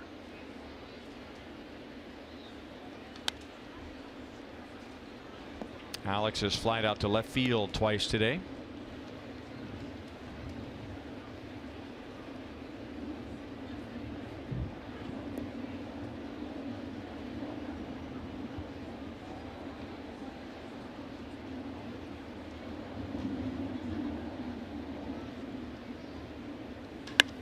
That's well hit to left center field. Slicing, but Gardner won't get to it. He'll have to play it off the wall. So Alex hits it to left again. This one's good for a double.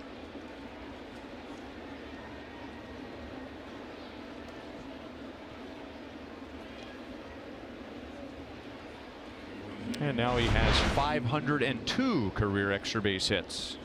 High heater at 97. Look at that. And we saw him hit 98 the other day, Alex. He turned that around. He pulled that. There's some 97 up out of the zone. And was able to go with the pitch. Nicely done.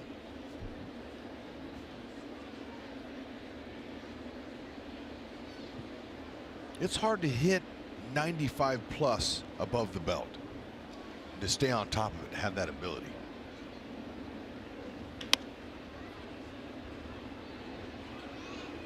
Oh, and 1 on Escobar.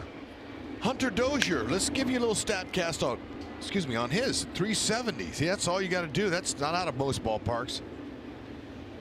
But here it was. Barreled it.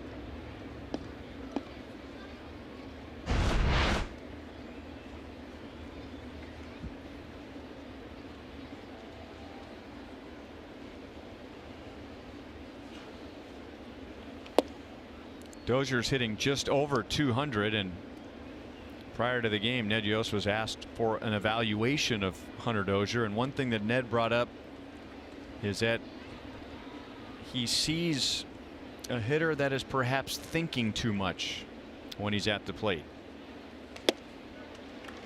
1-2 on Escobar instead of where the Royals hope to get Dozier, and that is just going to the plate, finding a good ball to hit and putting a good swing on it. Yeah, I was agreeing with him because I've seen the same thing, especially with the bases loaded. Yesterday's game, he came up twice, and he's never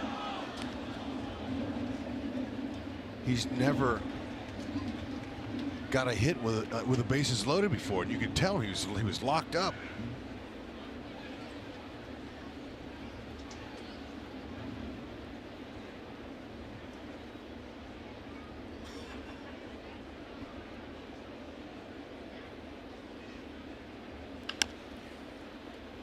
Gordon stays put in a 4-run game. Escobar is thrown out, 1 away in the 7th. Our second annual healthcare services night is back at the K on Tuesday, August 14th. Purchase your theme ticket to receive an exclusive Cherokee brand Royal Scrub Top and watch the Royals take on the Toronto Blue Jays at 7:15. Get your theme ticket today at royals.com/theme tickets.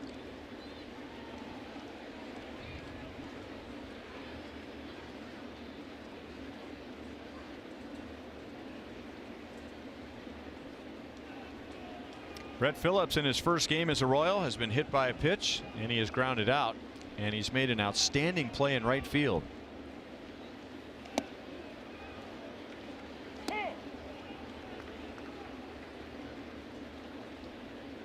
That was the degree of difficulty on his catch and right was off the charts. He tracked it, followed it, but he had to jump up and back away from his original plan. Made it look easy, but athletes can do that.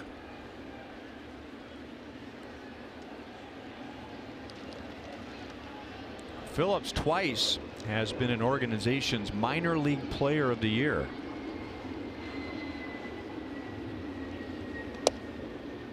Came to the Royals from the Brewers, but his first organization was the Astros, taken in 2012.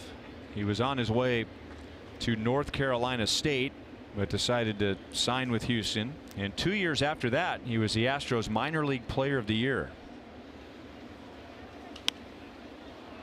1 ball 2 strikes, then traded to the Brewers, and last year he was the Brewers minor league player of the year. And maybe the most encouraging item about that was that the season before that, 2016, was the worst year of his professional career. He is down on strikes, and there are 2 outs in the 7th inning, so it's a sign that he's able to adjust and adapt when you go from the worst season you've ever had to being named your organization's minor league player of the year. Yeah. By the track record, the personality, and the character of the young player, he looks like he's a can't miss. You have to be able to endure a little adversity. It's nice to have experienced that.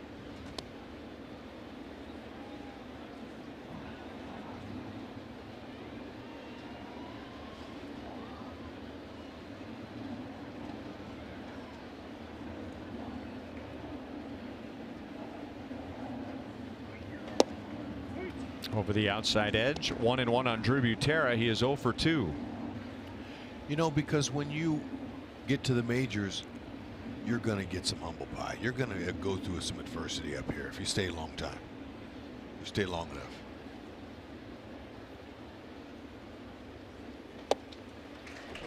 One and 2.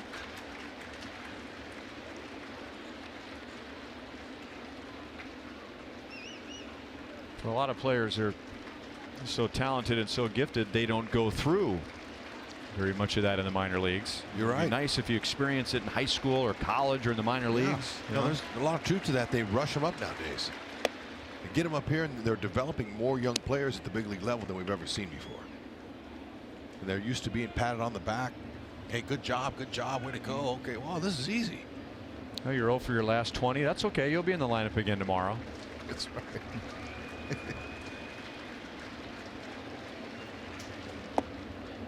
Full count on Drew.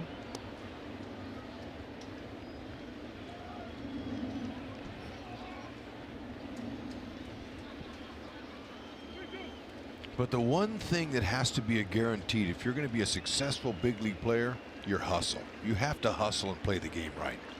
There's no excuse for that. Drew's got a little at bat going here. Seeing some pitches.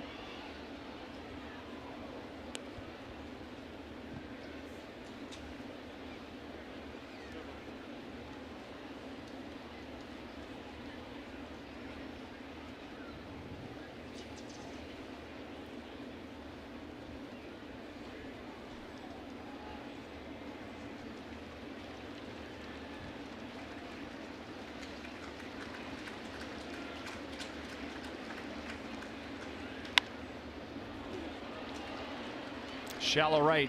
Torres wants it, and he's got it barely. Hunter Dozier homers. It is stretch time in New York, and now the Yankee lead is 6-2.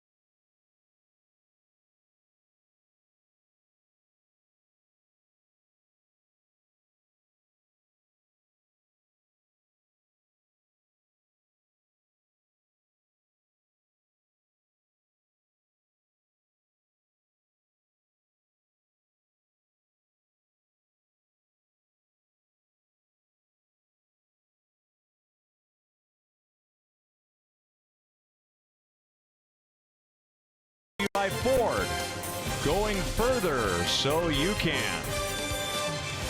Big day in Cooperstown, New York, and over the weekend 8 will go into the Hall of Fame. 6 players, of course, member of the broadcasting and writing community,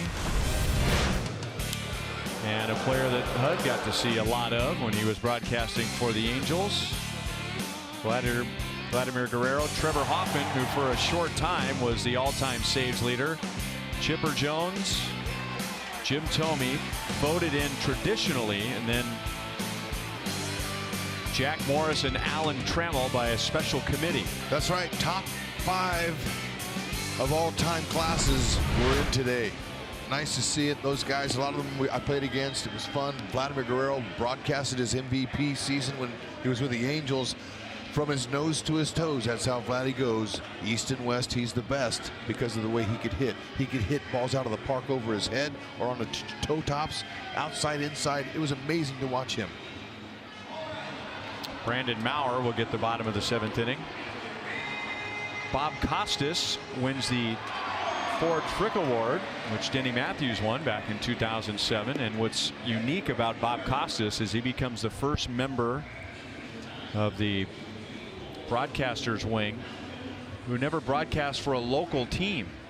There have been network guys who have had network experience, but they were rooted with a team, like among others Vin Scully, Jack Buck, Ernie Harwell, Kurt Gowdy, all had a lot of national exposure, but really they were a team broadcaster first. Bob Costas was not. And then Sheldon Ocker longtime writer in Cleveland, wins the Spink Award, given annually to a member of the print media. Congratulations nice to those man. guys. Yeah.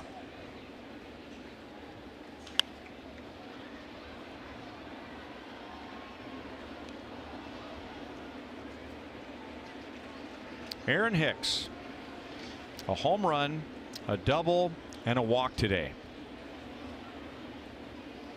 He is 13 out of 21 against the Royals this year, and has 6 walks.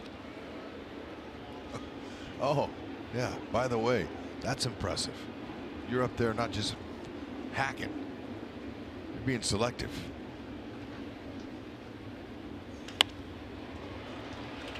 Shallow right center field, and that'll drop in front of Phillips, and Hicks is on again. Man, 14 out of 22 against the Royals this year. Magma. Amazing. Good for him. That, by the way, is a .636 batting average.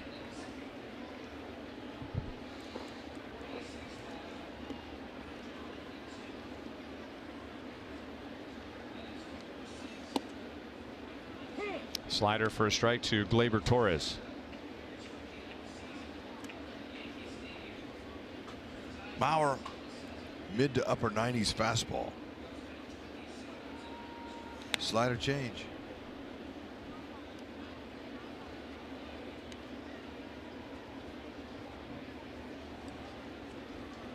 Ned Yost got him in there on Thursday night, and he pitched a scoreless inning.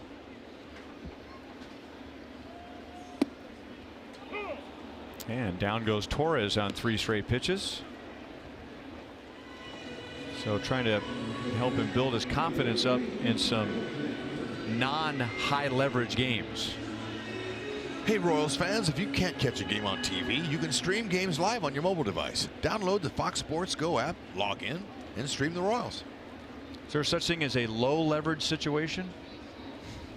Yeah, you know. I mean, we hear about high leverage situations. Yeah, for Mauer there is, and also, you know, we're not just the Royals aren't just developing their young players now during this time and the rest of the season.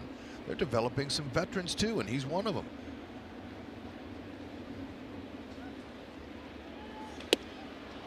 Runner going, safe. Oh, did Mondesi get that tag on him? Butera put it in a perfect spot, right over on the first base side of second base. Ed wants him to look at it again. Look at this now. Put that tag down right on him. Yeah, by a mile. If the umpires are on the headsets for more than 15 seconds, then we need to make some changes with instant replay. Look at the style there. How many angles you have to see here, Hud? None. But look, I like where he's positioned himself over the bag, so he had a chance to slap that tag on him like that. He kept the tag on him. I noticed that. Yeah. Thank you. Out. So Hicks is caught stealing, and they're 2 down. At least they got Hicks out some way. And add to Butera's throwing out a runner percentage there. That makes him 3 for 19.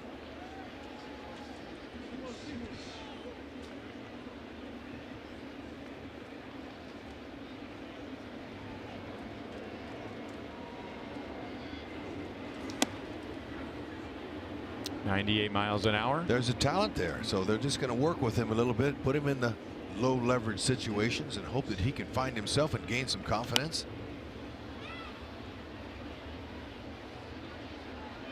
And I think there's a feeling that he's going to have to do something with his fastball, because he throws 97 to 99, but it's very rare that a hitter looks uncomfortable in the batter's box. Yeah, you know, you hate to say, knock the hitter off balance with that, because that kind of fastball there is dangerous. But look, there's 100. Really? Stay with it. Look at him. He's got a little attitude. I like that. Maybe that's what he needs.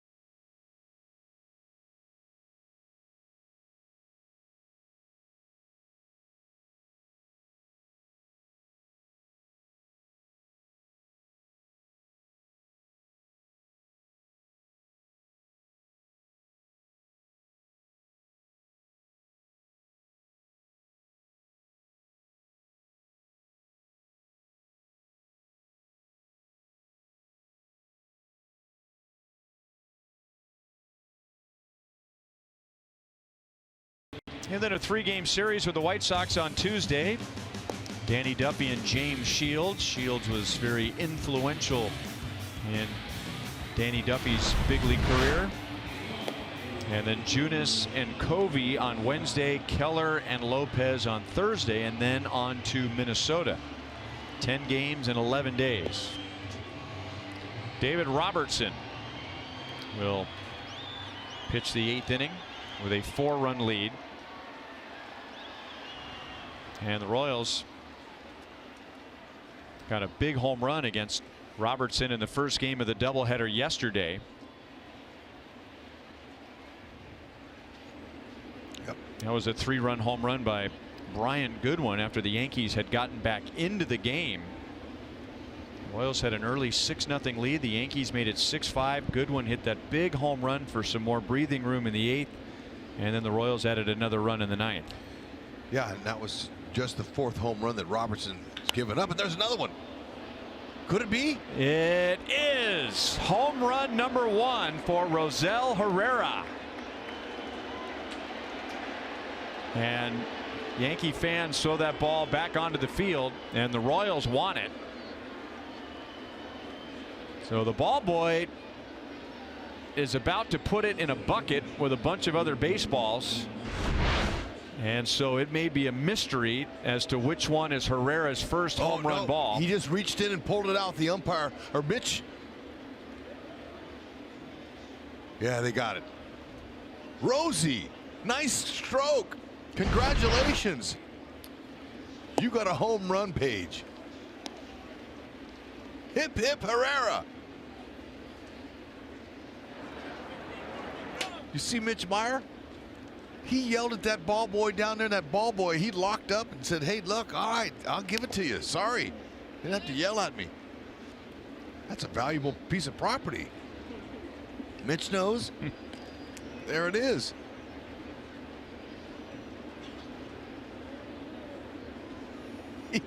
He barked at him.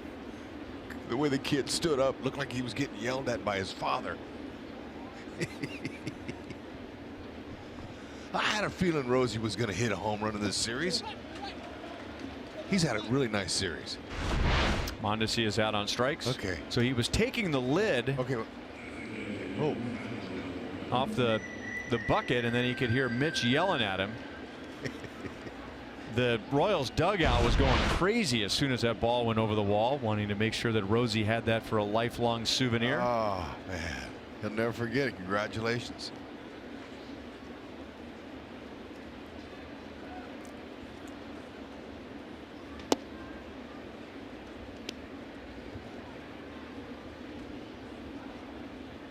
Dave Holtzman's reminding me of other recent first major league home runs here. Eric Hosmer, Paulo Orlando, and now Rosell Herrera. And now the Royals have out-homered the Yankees 7-5 in this series. But New York leads by 3 in the 8th inning. 1-1 on Salvi. He homered in the 6th. The Royals have hit a home run in each of the last 3 innings. Salvi homered in the 6th. Hunter Dozier went to the opposite field in the 7th, and now Rosell Herrera with his first big league home run in the 8th.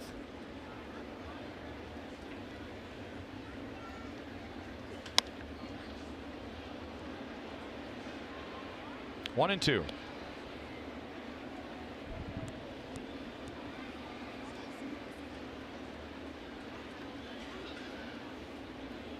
You know, and to get it off of a 10-year veteran pitcher here in Yankee Stadium, it's a pretty good keepsake. Herrera is 7 out of 16 in this series. Yeah, 4 RBIs. Have a series, Rosie. Way to show off in front of your hometown and your brand newborn new daughter. Rosaline. How about Statcast. Rosaline drive Herrera. First major league homer. A line drive, 21-degree angle. didn't get off the ground very high. When I told Rosie that we were hoping that he would name his middle name of his daughter Drive, he laughed and he said he told that to his wife, and his wife didn't know what that meant. So then I said, would you tell her Línea? Because that means line drive in Spanish. And he said, yeah, I told her Línea, and she smiled. Like he does all the time. Rosaline Drive. Well, coincidence or not, he's a .333 hitter since Rosaline was born. Witt drives it to left field. Gardner is there, and that ends the inning. Rosell Herrera has been a lot of fun to watch, and now he has his first major league home run off of David Robertson.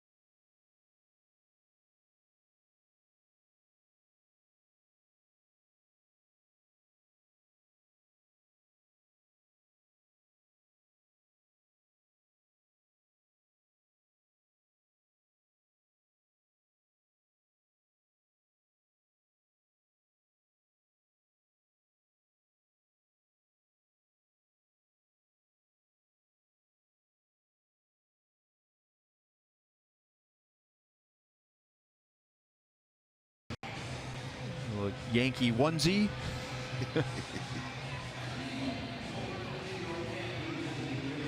Little does he know that he saw Rosell Herrera's first major league home run. That's right. Willie Peralta is 5 out of 5 in save opportunities, but he hasn't pitched in a while. And the Royals have an off day tomorrow, so he'll come on with the Royals down by 3 in the bottom of the 8th inning. Chance to get a little work in. Fastball. Good curve, changeup. Mid-90s. Maybe a little better. A little more velo. He's hit some 98.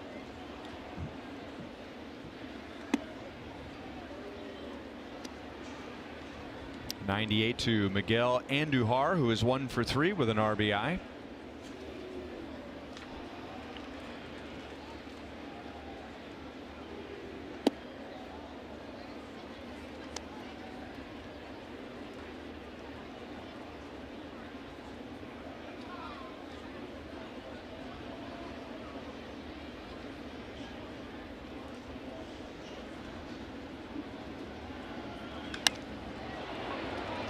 Right center field, slicing back to Phillips.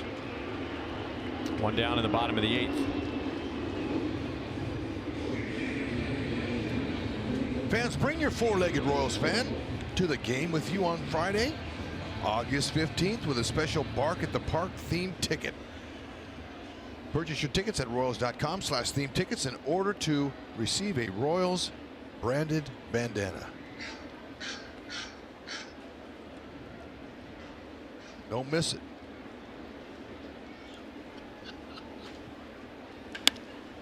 Walker lines it to left field. It's his first hit today, but the third time he's been on base.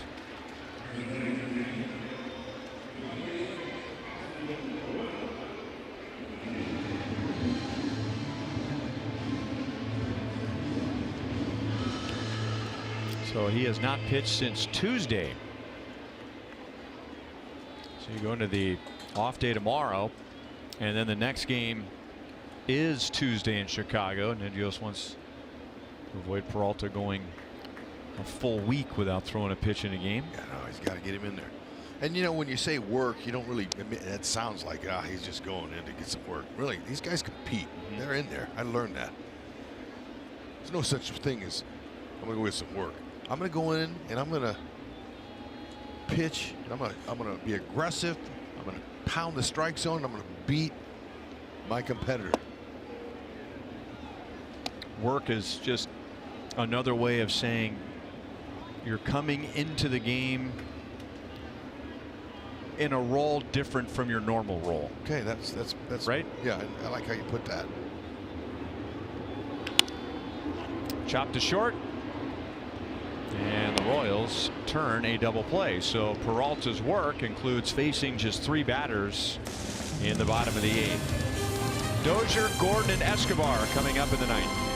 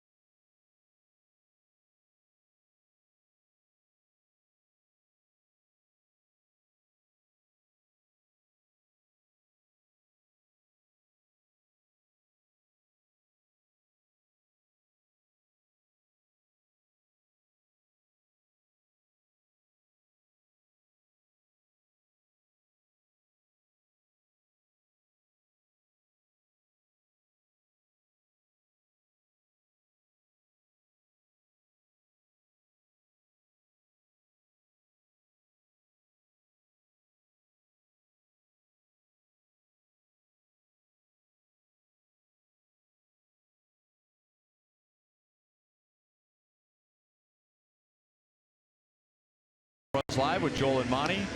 Royals have out-homered the Yankees in this 4-game series, 7-5. So even if the Royals fall short, good to see that offense producing some runs, home runs in particular. And man, Royals are happy to say goodbye to Aaron Hicks. Yeah, really. He is hitting .636 against the Royals this year. Don't pick on somebody else. Aroldis Chapman closed out the game last night, so he anchors that Yankee bullpen. Chapman has saved his last 20. That's the longest active streak in the major leagues, and he'll get Dozier, Gordon, and Escobar in the 9th inning. MLB.TV is now available at a lower price. For $82.99, watch every out-of-market regular season game live or on demand. Your subscription includes MLB At-Bat Premium, allowing you to watch live baseball on your favorite supported devices. Blackouts and other restrictions apply. Visit MLB.TV to take advantage of this special offer. Chapman, you are either a little bit nervous if you're a hitter, or you're saying, all right, I want some fastball and I want it all. Bring me the 98 to 103. That's what I want. That's what he's got. Slider and a split finger, doesn't use it very often, doesn't need to. He just really brings it in there. Oh, Dozier getting out ahead of it. That's 96. That wasn't his full pedal to the middle. That was his changeup. It must have been. Dozier feeling better about himself now. Hit his 5th home run. He hit one to the track in right field in the 2nd. Then he walked, then he hit one over the wall to right field in the 7th. The Royals have homered in each of the last 3 innings.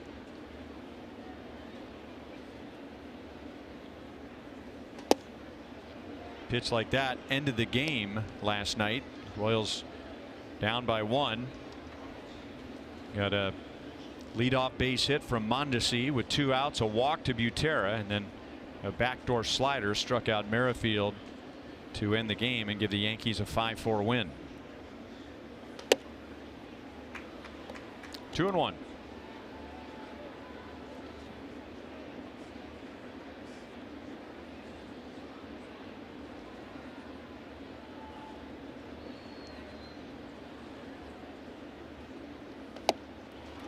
Two and 2 on Dozier.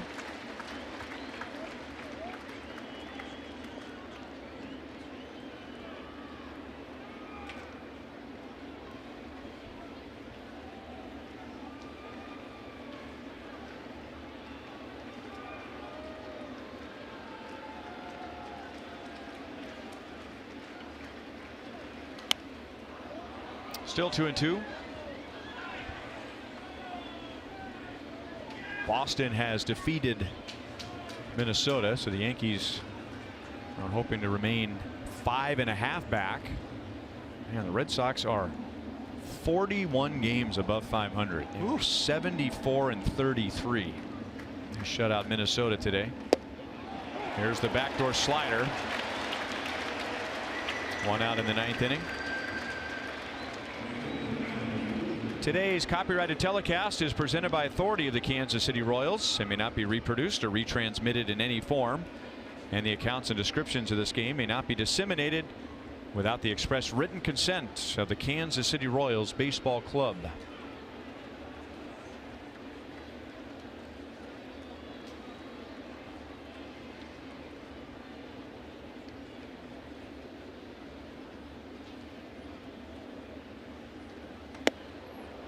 Look out. Now, in the end, it's an 84-mile-an-hour breaking ball, but for a moment that looked like a fastball at Alex's head.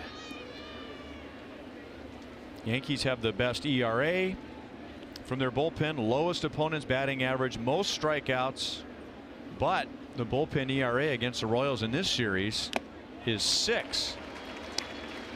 After the Royals have scored 2 more today.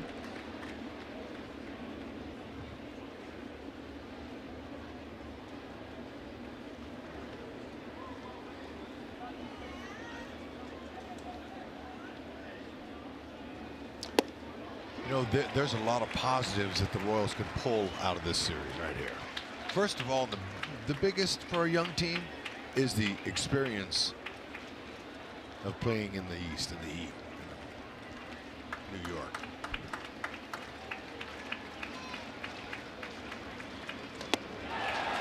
.100 miles an hour. And it all began with a slider that for a moment looked like a fastball that was headed for his helmet. Yep.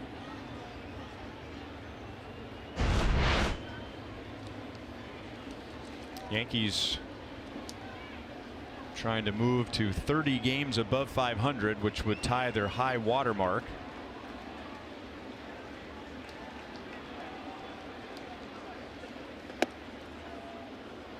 .98 miles an hour and high to Alcides Escobar.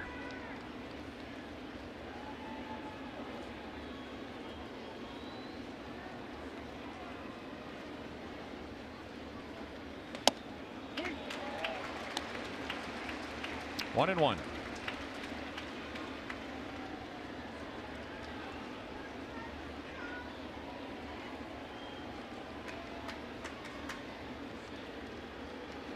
Jay Happ gave up 1 run in 6 innings in his Yankee debut.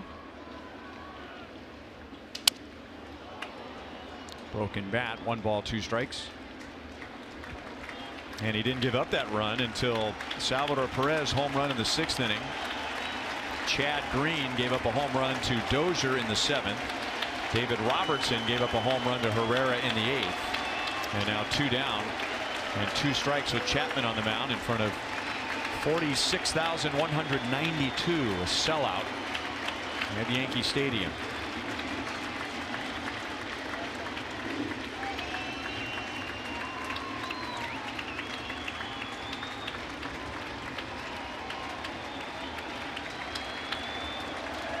Rosell Herrera had the home run against Robertson, his first major league home run.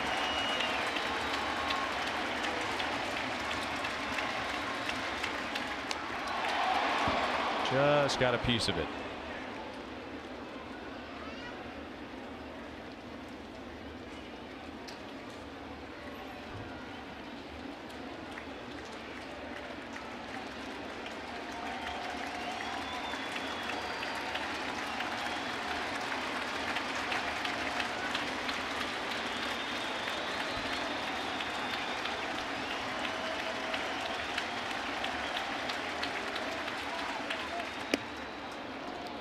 Two and two.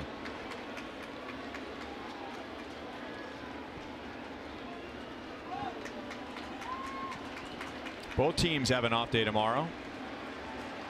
And then the Yankees begin a series with the Orioles on Tuesday. The Royals will be in Chicago on Tuesday. 2 balls, 2 strikes. And Chapman strikes out the side. So he has saved 21 in a row, the longest stretch in the major leagues. That is his 28th save overall. And Aaron Hicks, he set the tone with a 2-run home run in the first inning, batting .636 against the Royals this year. And Aaron Boone, in his first year as a big league manager, his team is back up to 30 games above 500. The Yankees take 3 out of 4 in this series. Final score 6-3. We'll be back.